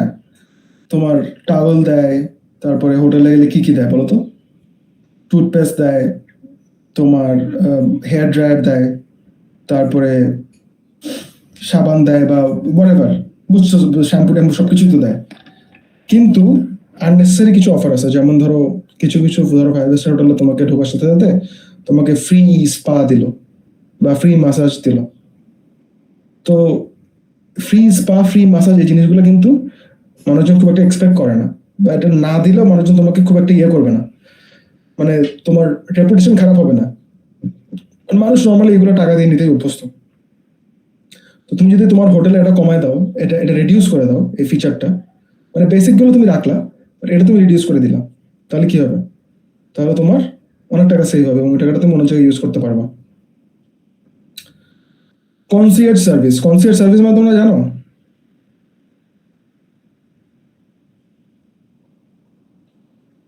কনসিয়ার্জ কাকে বলে? কনসিয়ার্জ বলে হচ্ছে কি, আমরা তো বাংলাদেশে বলি লবি, হোটেলের লবি বলি না, আমরা লবিতে গেছি, লবিতে গিয়ে সার্ভিস নিছি এইসব, ওরাকে অ্যাকচুয়ালি বলা হচ্ছে কনসিয়ার্জ।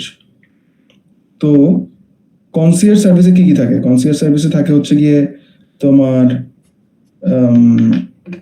হোটেল রুম বুকিং, তাই না? তারপরে তুমি তোমাকে চাবি দিছে, চাবিটা, তারপরে তুমি আর কি থাকে, তোমার কোনো কমপ্লেন থাকলে ওইসব জিনিস। বাট মোস্টলি কি হয়, চেক ইন চেক আউট, এটাই তো হয়, তাই না? তুমি চিন্তা করো, তুমি যদি কনসিয়ার্জ সার্ভিসটাকে রিডান্ডেন্ট করে ফেলো,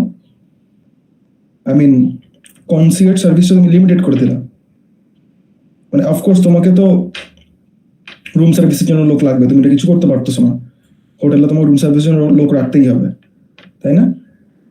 কিন্তু তোমার চেক ইন অ্যান্ড চেক আউটটা যদি তুমি পুরোপুরি এলিমিনেট বা রিডিউস করে দাও এই ফিচারটা, তুমি কি করতে পারো? যেমন এটা আমি নিজে এক্সপিরিয়েন্স করছি। আমি একটা মোটেলে গেছিলাম একবার, ওই মোটেলটা বুক করার পরে আমাকে ওরা একটা কোড দিয়ে দিছে, একটা পিন নাম্বার দিয়ে দিছে, ঠিক আছে?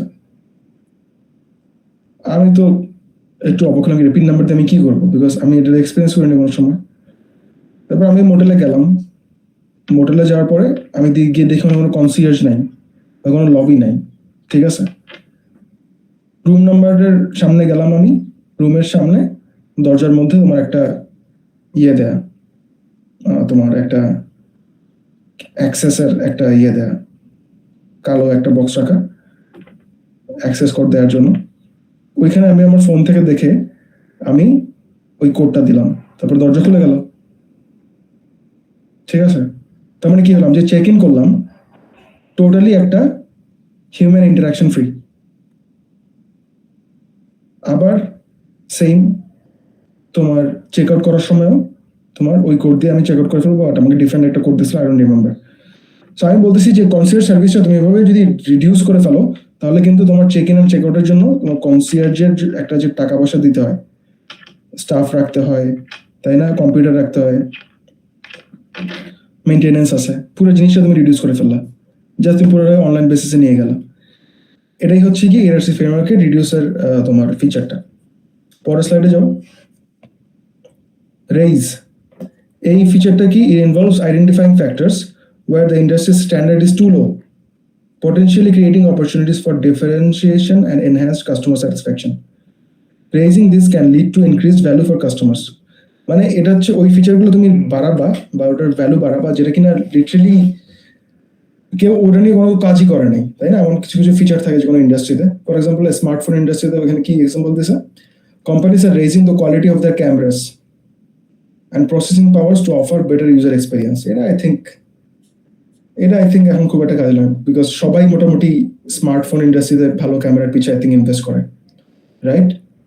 সো তোমাদের এদিকে আমার একটা এক্সাম্পল দাও তো, যে যে কোনো একটা ইন্ডাস্ট্রিতে হচ্ছে গিয়ে তুমি যে কোনো একটা জিনিসের কোয়ালিটি অনেক স্ট্যান্ডার্ড অনেক রেজ করবা, যাতে তুমি বাকি সবার থেকে স্ট্যান্ডার্ড করতে পারো। এরকম একটা এক্সাম্পল দাও তো কেউ। মানে স্যার যে কোনো প্রোডাক্টের? হ্যাঁ, যে কোনো প্রোডাক্টের।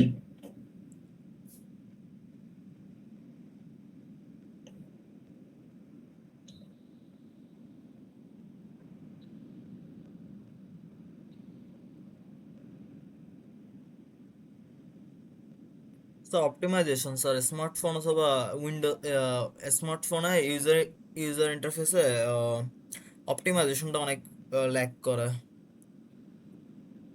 আচ্ছা, তো তুমি বলতেছো তুমি অপটিমাইজেশন বাড়ায় দিয়ে তুমি হচ্ছে গিয়ে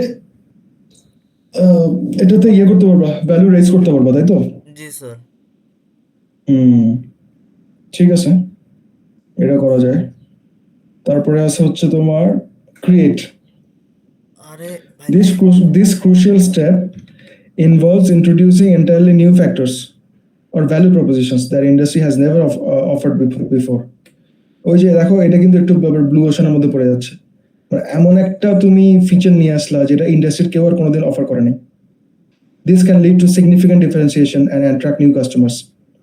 যেমন দেখো এক্সাম্পল কি, in the music industry, streaming services like Spotify and Apple Music created a new way for people to access and enjoy music, eliminating the need for physical CDs and or downloads. আমরা যখন ছোট ছিলাম তখন আমরা cassette চালাইতাম, তাই না? এরপর আসলো সিডির পরে আসলো তোমার এই পেন ড্রাইভের পরে আসলো হচ্ছে গিয়ে ডাউনলোড, ফোনে ডাউনলোড করে গান শোনা, ফ্রি ডাউনলোড অথবা পেইড ডাউনলোড। এরপরে কি চলে আসছে? এরপরে আসছে গিয়ে তোমার এই অ্যাপল মিউজিক অথবা স্পটিফাই। এরপর কি হলো, তুমি লিটারালি ইন্ডাস্ট্রিতে তুমি এমন একটা জিনিস নিয়ে আসলা, তুমি ইন্ডাস্ট্রির মানে প্যাটার্ন চেঞ্জ করে দিলা। সিডির ব্যবসা শেষ, ক্যাসেটের ব্যবসা শেষ, পেন ড্রাইভে গান ঢোকানোর ব্যবসা শেষ, সবকিছু এখন ফোনে। স্পটিফাইয়ের মাধ্যমে তুমি স্ট্রিমিং করে তুমি, এবং কি তুমি এটার মজার বিষয়টা দেখো যে আগে তুমি একটা ক্যাসেট কিনতা বা একটা সিডি কিনতা, তুমি ওই আর্টিস্টারই গান শুনতা, বা মিক্সড অ্যালবাম হলে ওই কয়েকজনেরই গান শুনতা। বা স্পটিফাইতে কিন্তু তোমাকে কোনো একটা পার্টিকুলার আর্টিস্টকে তোমার সাবস্ক্রাইব করতে হচ্ছে না, তুমি পুরো সিস্টেমকে সাবস্ক্রাইব করতেছো। তুমি you can listen to anybody, anyone, not only music, তুমি পডকাস্ট শুনতে পারতেছো, তাই না? তুমি রিলিজিয়াস যে আলোচনাগুলো হয় সেটা শুনতে পারতেছো, কোরআন শুনতে পারতেছো, এনিথিং। তার মানে এটা পুরো ডিসরাপ্ট করতেছে তোমার মিউজিক ইন্ডাস্ট্রিকে। তো তুমি এমন একটা ভ্যালু ক্রিয়েট করছো, এই যে সেম এগেন এটা কি এটা ব্লু ওশন স্ট্র্যাটেজি, বিকজ তুমি ফার্স্ট এটা আইডেন্টিফাই করছো, তুমি ফার্স্ট এটাতে আসছো, এবং তুমি এমনভাবে ডমিনেট করছো। ইনফ্যাক্ট তুমি চিন্তা করো এখনো কিন্তু খুব একটা বেশি এখানে মানুষ ঢুকতে পারে নাই। স্পটিফাই আছে, অ্যাপল মিউজিক আছে, আর কি আছে, আর সিগনিফিকেন্ট কি তেমন কিছু আছে? সাউন্ড ক্লাউড ছিল এক সময়, এখন সাউন্ড ক্লাউড কেউ শুনে নাকি আমার জানা নেই, বাট মেইনলি এই দুইটা ডমিনেট করতেছে। তো এটা হচ্ছে গিয়ে ক্রিয়েট। তাহলে আমরা 4টা ফ্রেমওয়ার্ক দেখলাম ইআরসিসির: এলিমিনেট, রিডিউস, রেইজ এবং ক্রিয়েট। আচ্ছা, পরের স্লাইডে যাও।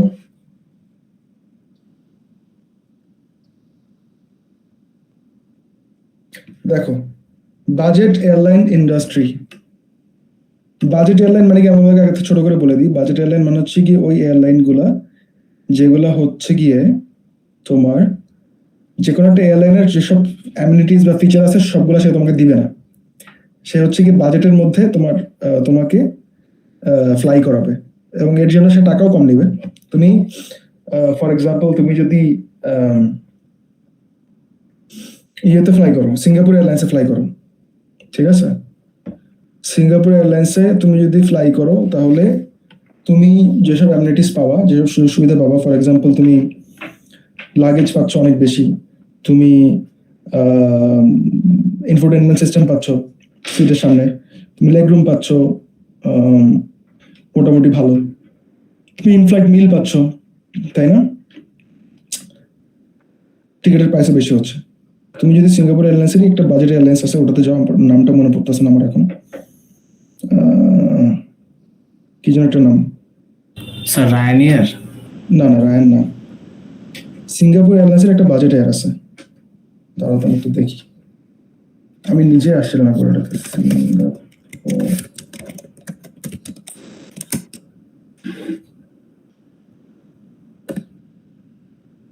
Scoot, scoot maybe. Right right, scoot.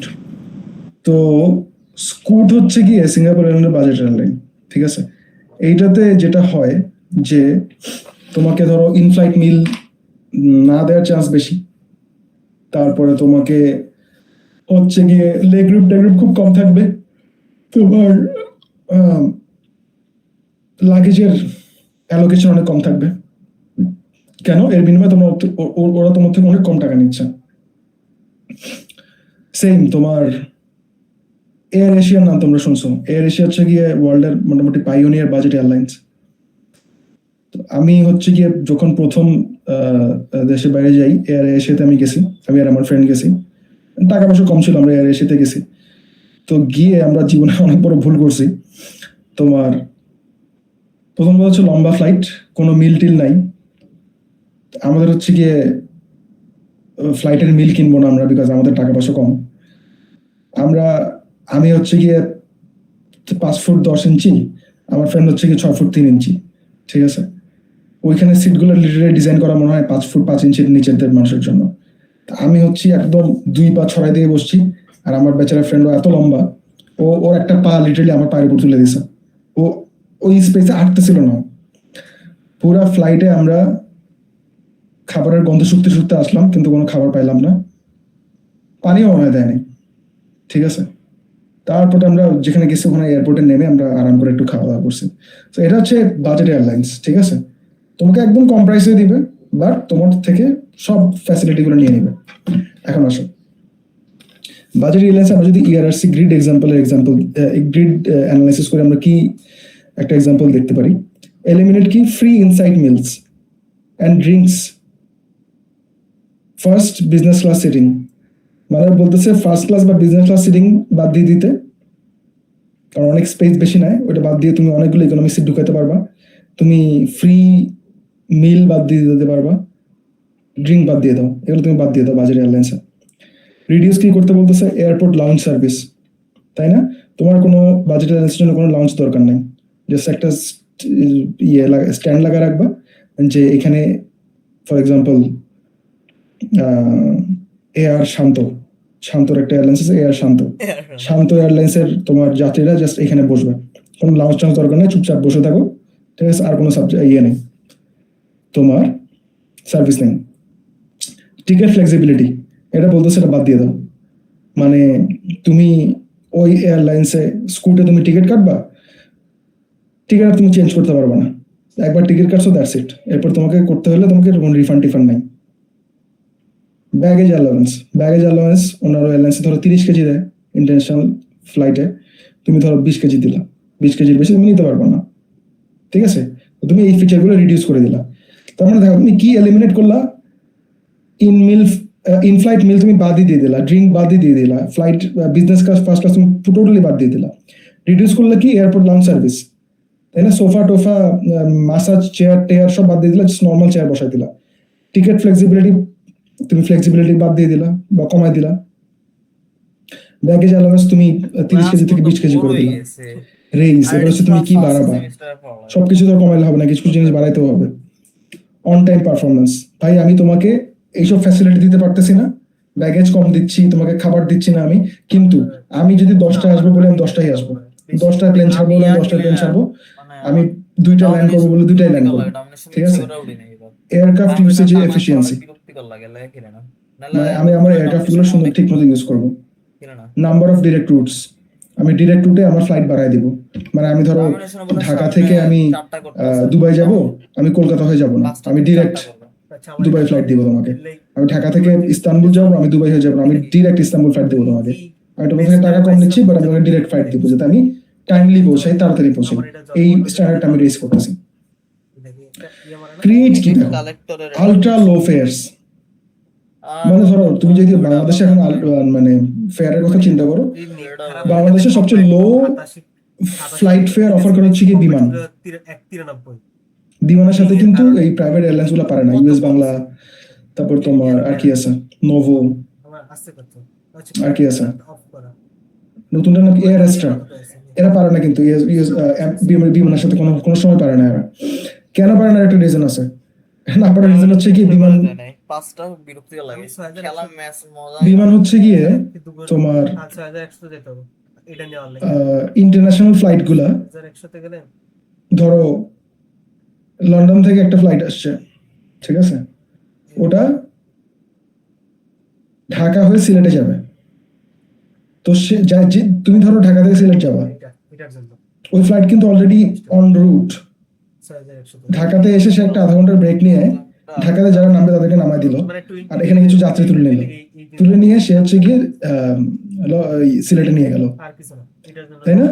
তাহলে দেখো তার কিন্তু কোনো খরচই হচ্ছে না, মাঝখান দিয়ে সে এই যে টাকাটা নিচ্ছে এটা কিন্তু পুরাই ফ্রি, জাস্ট সে তোমার ইনফ্লাইট মিল টিল দিচ্ছে, বাট সে যে টাকাটা অফার করতেছে এই টাকা কিন্তু কোনো প্রাইভেট এয়ারলাইন্স অফার করতে পারতেছে না। সেম সে চিটাগাং থেকে তুমি ঢাকায় যাবা, তো তোমার ফ্লাইটটা আবুধাবি থেকে ফার্স্টে চিটাগাং আসছে, ঠিক আছে, এসে চিটাগাং এর প্যাসেঞ্জারদেরকে নামাই দিছে, এবার নতুন প্যাসেঞ্জার তুলছে যারা চিটাগাং থেকে ঢাকায় যাবে, ওদেরকে নিয়ে সে ঢাকায় গেছে, তারপরে চিটাগাং থেকে ঢাকার প্যাসেঞ্জারদেরকে নামাইলো, আবুধাবি থেকে ঢাকার প্যাসেঞ্জারদেরকে নামাইলো। তার মানে কি হইলো? সে এমন একটা ফেয়ার দিতে পারতেছে, বিকজ তার রুট তো কোনো চেঞ্জ হয় নাই, তো সে একটা আলট্রা লো ফেয়ার দিতে পারতেছে। তো এইখানে তোমার বিমান যদি একটা কাজ করে, এই ফেয়ারটা কিন্তু আর কেউ দিতে পারবে না, ইউএস বাংলা বা নভো দিতে পারবে না। এখানে বিমান যদি একটা কাজ করে, যে বলতেছে যে ও কিন্তু অলরেডি 10% টাকা কমায় রাখতেছে, সে ধরো 30% টাকা কমায় দিল বা 40% টাকা কমায় দিল, সে তোমাকে 2500 টাকায় তোমাকে ঢাকা চিটাগাং ফ্লাইট অফার করতেছে। হ্যাঁ, আলট্রা লো ফেয়ার, তুমি আমাকে বলো ওদের একটা টিকিট কি আনসোল্ড থাকবে 2500 টাকায়? বিকজ তুমি যদি একটা স্লিপিং কোচে যাও তোমার কিন্তু 1600-1800 টাকা লাগতেছে একটা ভালো কোচে গেলে। ও তো তুমি আর কিছু টাকা বাড়াই দিয়ে তুমি জাস্ট আধা ঘন্টার মধ্যে পৌঁছে যাবে চিটাগাং, তাই না? আল্ট্রা লো ফেয়ার এই জিনিসটা তুমি ক্রিয়েট করতে পারো। Online self check in already সব জায়গায় আছে, অনেক জায়গায় আছে, বাংলাদেশে আছে নাকি আমি জানি না, অনেক জায়গায় আছে। তো অনলাইন সেলফ চেক ইন করলে কি হবে, তোমার চেক ইনের কাউন্টারে বেশি লোক রাখা লাগবে না, কারণ সবাই অনলাইনেই চেক ইন করে নিয়ে আসবে। পেইড অ্যাড অনস এটাও আছে, তোমার টাকা দিলে তুমি বাজেট অ্যালায়েন্সে মিল পাবা, টাকা না দিলে মিল পাবা না। টাকা দিলে তুমি সিটের সাথে লেগ স্পেস পাবা, লেগ রুম পাবা, টাকা না দিলে পাবা না। টাকা দিলে তুমি লাগেজের জন্য অ্যালোকেশন পাবা, না দিলে পাবা না। তাহলে দেখো, ERRC explained with questions. Eliminate. What factors that the industry takes for granted should be eliminated? Purpose creator. Remove costly or unnecessary practice. Reduce. What factors should be reduced well below the industry standard? Error purpose key. Cut down features that are over-designed or over-delivered. Raise. What factors should be raised well above the industry standard? Improve aspects where customers' value can be increased.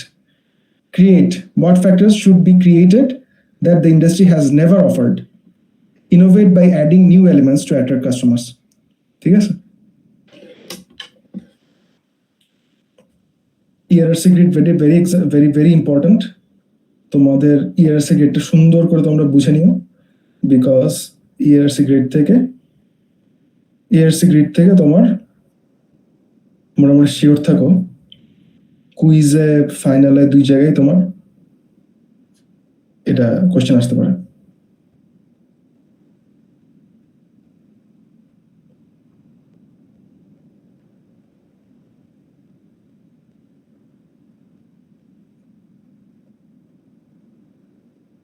তোমরা কি বুঝছো ERRC গ্রিডের example গুলো?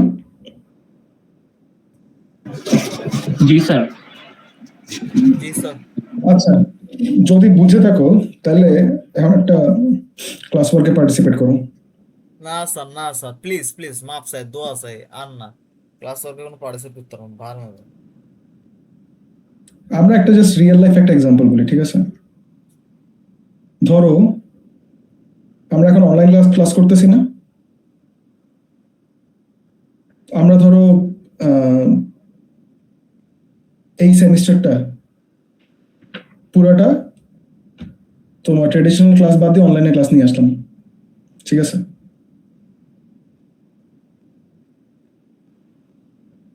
তাহলে এটা যদি আমরা করতে চাই তাহলে ERRC অ্যানালাইসিস কিভাবে করতে পারি আমরা, বলো তো? কি বললা?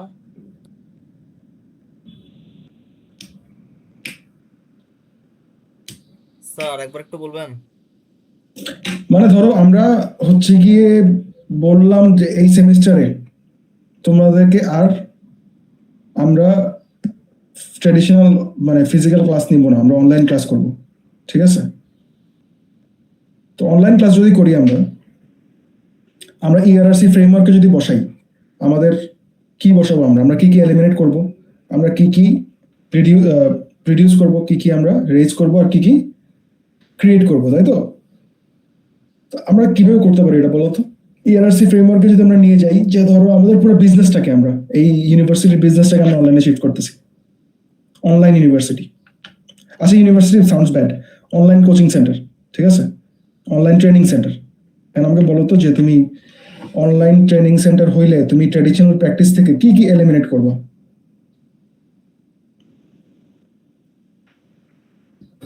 স্যার ফার্স্টেই স্কুল বা কোচিং এর যে ইনফ্রাস্ট্রাকচার আছে সেটা এলিমিনেট করে দিতে পারি ডিরেক্টলি, কারণ এক্স্যাক্টলি মানে আমার কোনো ক্লাসরুম দরকার নাই, আমার ক্লাসরুমের ইনফ্রাস্ট্রাকচার, আমার কোনো বিল্ডিং দরকার নাই। Very good. তারপর আর কি এলিমিনেট করতে পারি?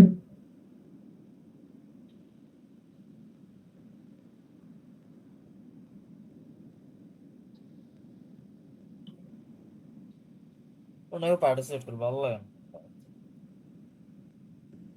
এনিওয়ান আমি এখন নাম ধরে জিজ্ঞেস করবো।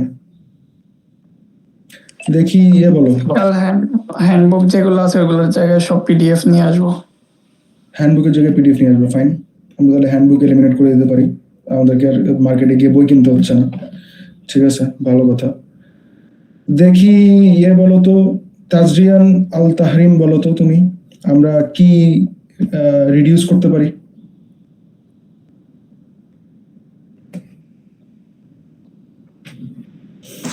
কোয়েশ্চেনটা কি ছিল? কোয়েশ্চেনটা ছিল যে আমরা যদি ট্র্যাডিশনাল পড়াশোনা থেকে, ট্র্যাডিশনাল ক্লাসরুম টিচিং থেকে আমরা যদি অনলাইন টিচিং এ চলে আসি, তাহলে এটাকে আমরা ইআরআরসি গ্রিড টেবিলে যদি বসাই, আমরা কি কি এলিমিনেট করতে পারবো, কি কি রিডিউস করতে পারবো, কোন কোন ফিচার এলিমিনেট, আমরা বলে দিচ্ছি কোন কোন ফিচার আমরা এলিমিনেট করবো, কোন কোন ফিচার আমরা রিডিউস করতে পারবো, সেটা বলো তুমি এখন। মানে কোন ফিচার গুলা আমরা হচ্ছে গিয়ে, যেখানে আমাদের অনেক স্পেন্ড হইতো বা যেটাকে আমরা একদম মানে ফর গ্রান্টেড ধরে নিয়েছিলাম, কিন্তু সেগুলো আমরা কমাতে পারবো, সেরকম কি কি ফিচার থাকতে পারে? যেমন আমি একটা এক্সাম্পল দিই তোমাকে, তোমার room allocation system. Right, room allocation system, room আমাদের অ্যালোকেট করতে হচ্ছে না। তারপরে আমাদের ও যেটা বললো এলিমিনেটে, ওটা আমরা রিডিউসও বলতে পারি, যে আমাদেরকে তোমার স্টাডি ম্যাটেরিয়াল যেগুলো, সেগুলো আমরা প্রিন্ট করতে হচ্ছে না, তাই না? আমরা অনলাইনে বসে বসে করতে পারতেছি। তারপর ধরো আমরা যদি কুইজের জন্য তোমাদেরকে যে পেপার দিই, তোমাদেরকে আমরা যদি পেপার না দিয়ে তোমাদেরকে আমরা অনলাইনে কুইজ দিতে বলি, অনলাইনে তোমরা মাইক্রোসফট ওয়ার্ডে বা গুগল শিটে তোমরা লেখো, তাই না? তাহলে আমাদেরকে এই প্রিন্টিং ম্যাটেরিয়ালের যে কস্টটা, সেটা আমরা রিডিউস করতে পারতেছি। স্যার ট্রাভেল টাইম তো স্যার রিডিউস হচ্ছে না হয়। Fantastic, very good, travel time reduce হচ্ছে ফর শিওর। ঠিক আছে স্যার আমরা ডিরেক্ট হচ্ছে অপারেশনাল কস্ট রিডিউস করে দিলেই তো একসাথে সবগুলা চলে আসতেছে। অপারেশনাল কস্ট রিডিউস করে দিলে সব চলে আসতেছে একসাথে, রাইট? বাট আমরা তো একটু এলাবোরেট করে করে বলবো, তাই না? অপারেশনাল কস্ট রিডিউস করতে আমরা সব অপারেশনাল কস্ট আমরা রিডিউস করতে পারবো না, বিকজ আমরা অনলাইনে করলে আমাদের একটা অপারেশনাল কস্ট থাকবে, তাই না? সো আমরা ভাবে মানে ভেগ ভাবে অপারেশনাল কস্ট বলবো না, আমরা জাস্ট পয়েন্ট আউট করে দিব যে কোনটা কোনটা ফিচার, আমরা ফিচার বলবো, বুঝছো?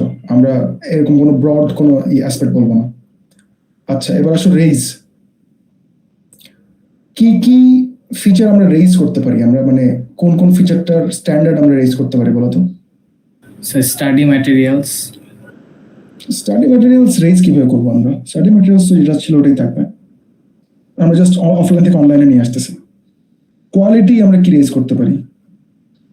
স্যার অফলাইন থেকে অনলাইনে আনলেও তো স্যার কিছু কিছু জিনিস আছে স্যার যেগুলো স্যার অ্যানিমেশনের মাধ্যমে ভালো বোঝানো যায়। যেগুলো ভালো বোঝানো যায়, জি স্যার। হইতে পারে, রাইট? মানে আমাদের দেখো, অনলাইনে থাকলে ধরো একটা টিচারের সামনে কয়েকটা তোমার ম্যাটেরিয়াল, অনেক ম্যাটেরিয়াল খোলা থাকতে পারে, ঠিক আছে, তাই না? সে যে কোনো সময় অ্যাক্সেস করতে পারতেছে, তো সে স্টুডেন্টকে যে কোনো কোয়েশ্চেনে অ্যান্সার দেওয়ার জন্য সে রেডি থাকতে পারতেছে। ফিজিক্যাল ক্লাসে দেখা যায় অনেক সময় যে সে ওই অ্যান্সার দিতে পারতেছে না, তার মাথা থেকে ছুটে গেছে, তাই না? বা ম্যাটেরিয়ালটা সে অ্যাক্সেস পাচ্ছে না, বা অনলাইন হলে সে সবকিছু রেডি করে নিয়ে বসতে পারে। Same for student.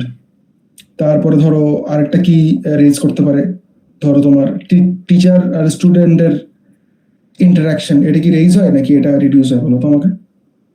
না, রিডিউস আমরা করবো না, এটা কি রেজ হয়? রেজ করা সম্ভব। আরেকটা জিনিস যেটা করা যায় স্যার, আমাদের যেরকম সেকশন ওয়াইজ আলাদা করে গ্রুপ ক্রিয়েট করা থাকে অ্যান্ড আমরা ওই গ্রুপের মাধ্যমে নোটিফিকেশন পাই। আমরা যদি এখন নর্মালি অনলাইন ক্লাসের কথা বলি, গুগল মিট বা হচ্ছে জুম, আমরা হচ্ছে লিঙ্ক দিই, দেন হচ্ছে স্টুডেন্টরা জয়েন করে। সো গুগল ক্লাসরুমের মতো করে একটা গ্রুপ বা হচ্ছে প্রত্যেকটা কোর্সের জন্য আলাদা আলাদা গ্রুপ ক্রিয়েট করার অপশন থাকা যেতে পারে। যেমন বিএলসিতে আমাদের কোর্স ক্রিয়েট করা যায়, ওইখান থেকে ডিরেক্ট নোটিফিকেশনগুলো পাওয়া যাবে, স্টুডেন্টরা ক্লাসের নোটিফিকেশন। রাইট, আমরা তাহলে এই স্ট্যান্ডার্ডটা আমরা রেজ করতে পারি এখানে।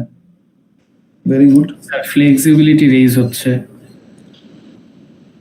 ফ্লেক্সিবিলিটি রেজ হচ্ছে ফর শিওর, হ্যাঁ ফ্লেক্সিবিলিটি রেজ হচ্ছে।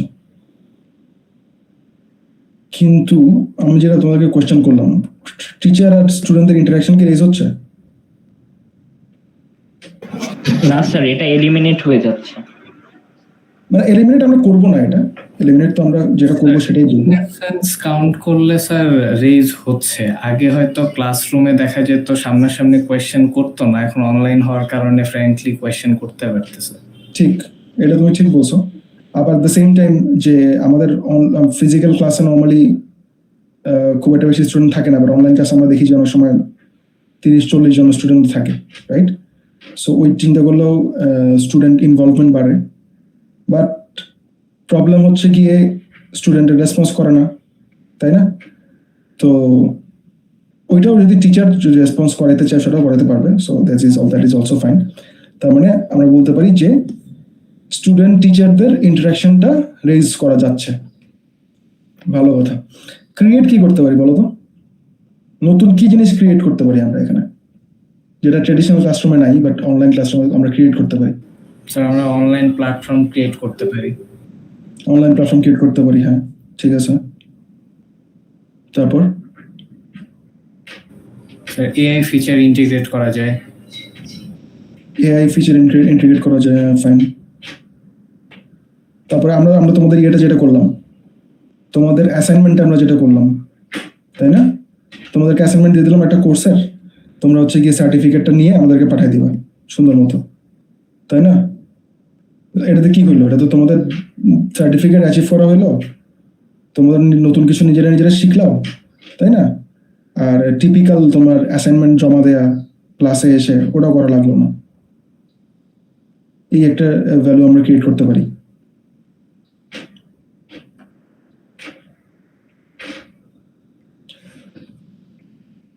আর কি কিছু ক্রিয়েট করা যায়?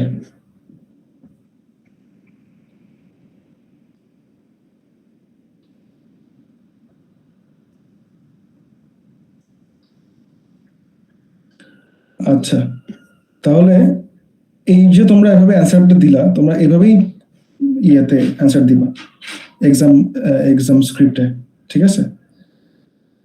যে তোমরা চিন্তা করবে যে কি কি এলিমিনেট করা যায়, কি কি রিডিউস করা যায়, কি কি রেজ করা যায়, কি কি ক্রিয়েট করা যায়, হ্যাঁ?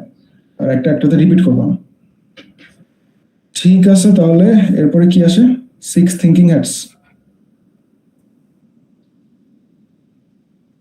আচ্ছা, আমরা একটা ব্রেক নেই না, আমার গলা শুকায় গেছে একদম। ভাই লিটারালি এখনো ক্লাস হবো স্যার? তোমরা যারা নামাজ পড়তে চাও নামাজ পড়ে আসো, ঠিক আছে? আমরা একটা 20 মিনিটসের ব্রেক নেই, ঠিক আছে? আর বাকি স্লাইড যেগুলো ওগুলো আমাদের বেশিক্ষণ লাগবে না, ছোট ওগুলো হোপফুলি টাইমলি শেষ করে ফেলতে পারবো। এখানের মধ্যে আমরা ক্লাস হবে স্যার? হ্যাঁ, কয়টা পর্যন্ত ক্লাস হবে? 3টা পর্যন্ত। Okay sir. ঠিক আছে।